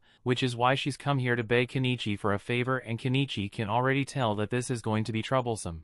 The story continues. We see Eupatorium was given a task of building a canal through the kingdom, but she's running late on construction, and if the project isn't completed soon, then her funding will be stripped and her land might even be taken away from her. The remaining section of the canal that needs to be built is 15 kilometers long, and she needs to get it down within a month, so she begs Kenichi to help her. She was willing to give him whatever reward he desires, even her body, but Kenichi tells her he's not into that. Eupatorium is disappointed that she got turned down, but she's still got one more thing to offer, so she tells Kenichi she can give him a special grimoire as his reward, High Protection. Kenichi doesn't really know what High Protection is, but Naomina has heard of it before, so she tells him that High Protection is an extremely powerful spell that allows a person to block any attack, and that piques Kenichi's interest since it could help protect an Emin. He agrees to help Eupatorium, but before any construction can begin, he needs funds. So he asks Eupatorium to give him any unused furniture she has so he can appraise it and get money from his system. By the time he is done with all that, Kenichi earns about 120 million yen, and that should be more than enough to cover the cost of using his heavy machinery, so he's ready to begin. Everyone gets into Kenichi's car so he can drive them to the construction site, and along the way, Eupatorium asks Kenichi if he really doesn't want her body as a reward. Kenichi firmly tells her nah, I'm good, but that just makes Eupatorium upset because she knows he has no problem sleeping with beast women, so why won't he sleep with her? They eventually arrive at the construction site, and Kenichi happens to run into Miley's brothers Nyakuro, Nyamoro, and Nyanji. It's nice to see them again, but Kenichi is curious why they are out here working construction. They receive a ton of money from the payout for killing Shaga, so they should have been set for a long time. But one thing led to another, and one catnip binge later, they were broke again. All of a sudden, Naomina comes up to see what's going on, and the second Miley's brothers see her, they practically fall in love. But moving on, Eupatorium introduces Kenichi to Porridge, the man she hired to oversee the construction work. Porridge tells her she didn't need to come all the way out here in person, but Eupatorium says it's important because she brought someone to help. She tells them that Kenichi will be able to speed up the process by a lot because he's a mage, but Kenichi tells him he's just a merchant. Anyway, Porridge has no reason to refuse additional help, so he decides to continue his work and asks Eupatorium to have a look at the bill for the equipment she will need. While Eupatorium is looking at it, Primula takes a look as well, and she's disgusted by the prices she is seeing. She asks Eupatorium to let her handle looking through the bill, and after reading the entire thing, she is sure that Porridge is trying to rip Eupatorium off. Porridge defends himself, saying he needs to make profit off the deal, and it's not like there are any other merchants that Eupatorium can order 1,000 axes from. However, he was wrong about that last part because Primula simply turns to Kenichi and asks him if he can get 1,000 axes. Kenichi buys the axes from his store and asks Eupatorium if an axe like this will work. She tells him it's perfect, but she's curious about how much he's going to charge, so Primula says Eupatorium just needs to pay 1 silver coin per axe. That's a ridiculously low price, so Eupatorium asks if Kenichi is really alright with it, and he says she can just think of it as a friend discount. Eupatorium is delighted to hear that, so she says she will buy from Kenichi instead and fires Porridge. Porridge gets angry and reminds her that he's here on behalf of the Thogalum Trading Company, so going against the moon isn't well for her. Kenichi recalls that Thogalum was the guy behind all the trouble of Primula's stall, and apparently he's so influential that even the Lord asks for his help occasionally, so getting on his bad side could cause a lot of trouble. But right now, building the canal is more important, so everyone begins work right away. Since his backhoe is going to be used a lot, Kenichi is going to need a lot of fuel, so he pours out 3 basins worth of fuel and a few minutes later they finally begin working. Kenichi's machine is a huge help since it can do work that would take them hours and only a few minutes. After a long day of work, Kenichi prepares a meal for his friends and offers some to Eupatorium. She's surprised that he can make such decent food even though he's in the middle of the forest, and it tastes absolutely delicious too. Kenichi notices Nyanji and the others staring at the food from over there, so he invites them to come eat with him. But they aren't the only ones who are hungry right now. Pretty much all the workers are starving because the tavern they usually go to is in the city, so it'd be too expensive for them to go make the journey. Primula feels bad for them, so she comes up with an idea and asks Kenichi for permission to use his recipe to feed all the workers. Of course, she's still going to charge them, but it will be a fair price so everyone can afford to eat. All the workers are overjoyed to have food to eat, so the work site practically turns into a party, and Eupatorium loves how lively everything is. Later that night, Kenichi sets up a bath and tells Eupatorium she can use it to clean herself up. Eupatorium is amazed that Kenichi can create a bath out here in the middle of the woods, but as Kenichi is about to leave, she grabs his arm and orders him to bathe with her. Kenichi is trying his best to resist Eupatorium because he's technically married to Primula, and he's got to take care of Anemone so he can't just indulge whenever he feels like it. Eupatorium admires the fact that Kenichi cares so much about his family, because when it comes to her family, they barely even acknowledge her as a person. All of her parents were concerned about was who Eupatorium would end up marrying. Kenichi tells her that sounds sad, but it's got nothing to do with him, so he leaves the bathroom before Eupatorium tries to seduce him again. The next morning, Kenichi wakes up early, and the first thing he sees is Eupatorium working hard to distribute food to all the workers. For a second, he starts thinking that maybe it wouldn't be so bad to clap Eupatorium's cheeks at least once.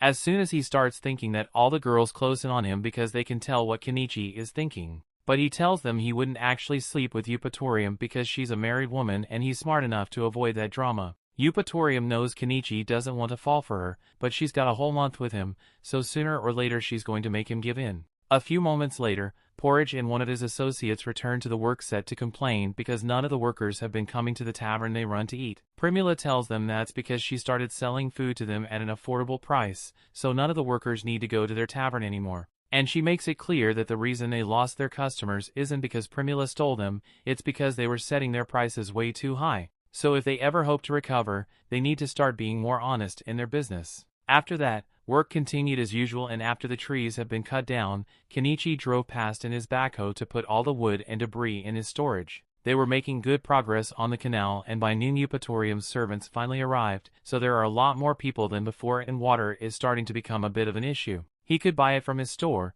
but that would be really expensive, so he decides to make a deal with the beast folk instead. They tell them about a nearby spring, but it's pretty much impossible to reach unless you have cat-like agility, so Kenichi offers to give them alcohol if they fetch water for him. The beast folk really love alcohol, so they eagerly accept his deal, and before long, Kenichi's water supply issues is resolved. While all the beast folk are enjoying their alcohol, Kenichi says he's going to go to bed. But before he can leave, a drunk Eupatorium puts her arm around him and starts dragging him off to the bedroom, and let's just stay Kenichi folded. A little while later, Eupatorium falls asleep, so Kenichi leaves the guest room and tries to head back into the main house, but Anemone doesn't let him in because she knows what he did. Eventually, a Stranch's section of the canal is completed within the 1-month deadline, and is officially opened during a ceremony where the royal family was present. Kenichi wanted to avoid the ceremony altogether, but Eupatorium ended up pressuring him into attending anyway. And in the middle of the ceremony, Eupatorium ends up calling on Kenichi to demonstrate the unique magic that made this project possible. Kenichi has no choice now, so he decides to just go with it and summons his backhoe to put on a little demonstration for everyone to see. The crowd is amazed as Kenichi balances a log on the end of the backhoe, and it's really impressive. But where did Kenichi learn to do that? After the ceremony is over, Eupatorium is approached by Viscount Thunberg, and he can't believe that the mage who defeated Shaga is really in Estrantia. He was sure that Eupatorium would end up losing her land and have to flee the country, but Eupatorium laughs in his face and tells him his joke is almost as funny as that sorry excuse for a mustache on his face. Kenichi sees all this happen, and he assumes it's just a rivalry between nobles, but Primula notices something unsettling. There's an old man in Thunberg's carriage, and it's the same man who was stripped of his status in Dahlia after it was discovered that he was the one who hired Shaga to kidnap Primula. The next day, Kenichi meets with Graham, Eupatorium's husband, and he wants to personally thank Kenichi for all the help he offered in completing the project. Till now, he hadn't really put much effort into maintaining his territory, but after nearly losing it because of the deadline, he's ready to turn over a new leaf. Also, there's one more thing he wanted to talk to Kenichi about because he found one of the pictures Kenichi sold a while ago, and he really wants to know how Kenichi made them. Kenichi proceeds to show Graham the entire printing process, and Graham is excitedly listening to every word. But little does he know, he's talking to the guy who slept with his wife. After Kenichi has taught him how to make the pictures, they get back to their discussion, and Graham says he would like to hire Primula to handle Estrantia's finances. And Primula is grateful for the opportunity, but it would be too much for her to handle on her own, so she asks Graham if she can ask her father for support. Graham knows Mallow from the Mallow Trading Company is a big deal over in Dahlia, so he would be more than happy to have such a good merchant working with him. But he's not sure if it would be a good idea, since establishing connections with one of the most influential merchants in Dahlia might provoke Thogalum to act. Kenichi has been hearing a lot about Thogalum recently, so he asks why Graham doesn't just kick Thogalum out of Estrantia, since he clearly doesn't like him. Graham is embarrassed to admit this, but with Estrantia's current budget, they can't afford a night order. So if it came down to a battle against Thogalum and his men, it's safe to say that they lose. However, Eupatorium tells her husband that they stand a good chance of winning since they have Kenichi and his magic machine, and she's sure Kenichi would be willing to fight for them after all, he's her friend. Kenichi doesn't like how he keeps getting involved in troublesome things, but since the situation is pretty serious, he agrees to help fight Thogalum if it ever comes down to it. Later that night, Kenichi and the others return to their original spot and Kenichi puts their house back in its place. They also got the high protection grimoire that Eupatorium promised them, so Anemone can start learning to use the spell soon. But for now, everyone takes a bath under the stars to relax.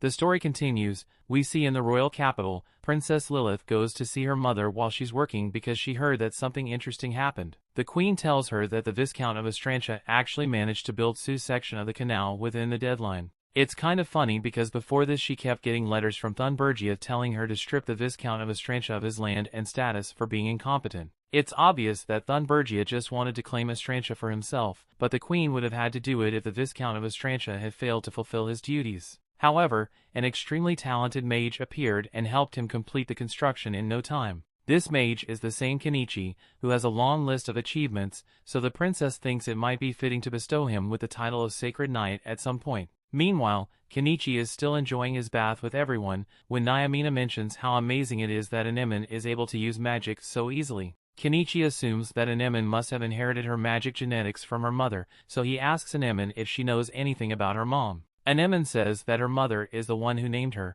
but aside from that, she doesn't have much information. The next day, Kenichi takes Anemone to the magic shop so she can get her new high protection grimoire registered, and once that's done, Anemone immediately heads over into a corner to start reading her new grimoire. And while she's doing that, Kenichi asks the shopkeeper if she knows anything about a woman that died roughly 10 years ago. He's trying to find clues about the identity of Anemone's mother, as she was probably a great mage of some sort. The shopkeeper isn't sure if this is related to Anemone in any way, but she does recall hearing about a famous mage known as the Silver Armeria who went missing 10 years ago. And coincidentally the high protection book that Anemone just got used to belong to Armeria, so Kenichi is starting to think there might be a connection between her and Anemone. A little while later, as the group is walking home, Anemone feels a sudden urge to use the grimoire, so she gets down on the ground and starts casting the high protection spell. She was doing pretty well for her first time, but just as the protection wall is coming together, it crumbles away entirely. Anemone then curls up in pain on the ground,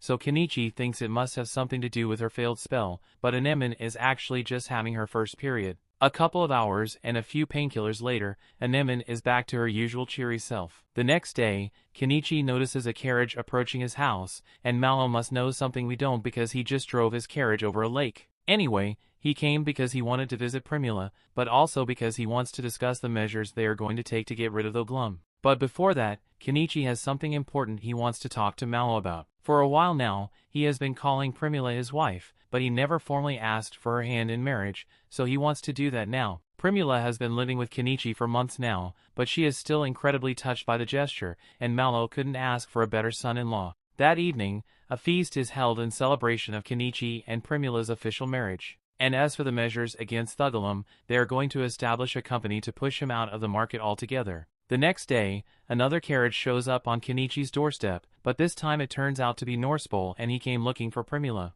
However, he is devastated to learn that she is already married to Kenichi. Basically, after Norspol proposed to Primula a while back, she ghosted him and disappeared from the country, which is definitely worse than a no. He came looking for her in hopes that she might reconsider the marriage. But he respects Kenichi, so he's not going to push the issue anymore. Meanwhile, in town, Thugalum eventually learns that Malo is opening up shop in Estrantia, and he knows this means they are challenging his monopoly. Later that day, Kenichi and the entire group pull up to the market alongside the Viscount and Eupatorium is currently trying to convince her husband to build a road to Kenichi's house so she can visit him more often, but Kenichi tells her that would be a waste of money. For now, he tells the nobles to wait in the carriage with Malo and Primula while he and the others handle the Thugalum group. Kenichi then walks over to one of the shops owned by Thugalum, and an attendant immediately comes over to assist him. Kenichi then summons the giant spider corpse right in the middle of the store. All the commotion eventually gets Thugalum's attention, so he comes out with several armed men to deal with it. Once Kenichi sees him, he introduces himself as a mage and says he is here to get payback for all the trouble Thugalum was causing Primula. But Thugalum doesn't think Kenichi is much of a threat, so he orders his men to attack. However, his men are hesitant to fight Kenichi, and rightfully so because the dude pulled out a giant spider corpse like it's nothing. Thugalum eventually convinces his men that Kenichi must have just found the spider corpse in the forest, and is trying to use it to bluff his way out of the situation without fighting. But Kenichi didn't pull up alone, he's got the whole squad with him, and Norspol is ready to bathe in the blood of his enemies. Thugalum realizes this is going to be a little more difficult than he had initially thought it would be, but he is still confident because his men outnumber Kenichi's friends by a lot. All of a sudden, Vel joins the battle, and since bobcats are seen as the sacred messengers of the cat people's god, none of the cat people want to fight anymore, so they drop their weapons and leave, and now Thugalum doesn't have such a big numbers advantage, so he retreats into his compound to get away.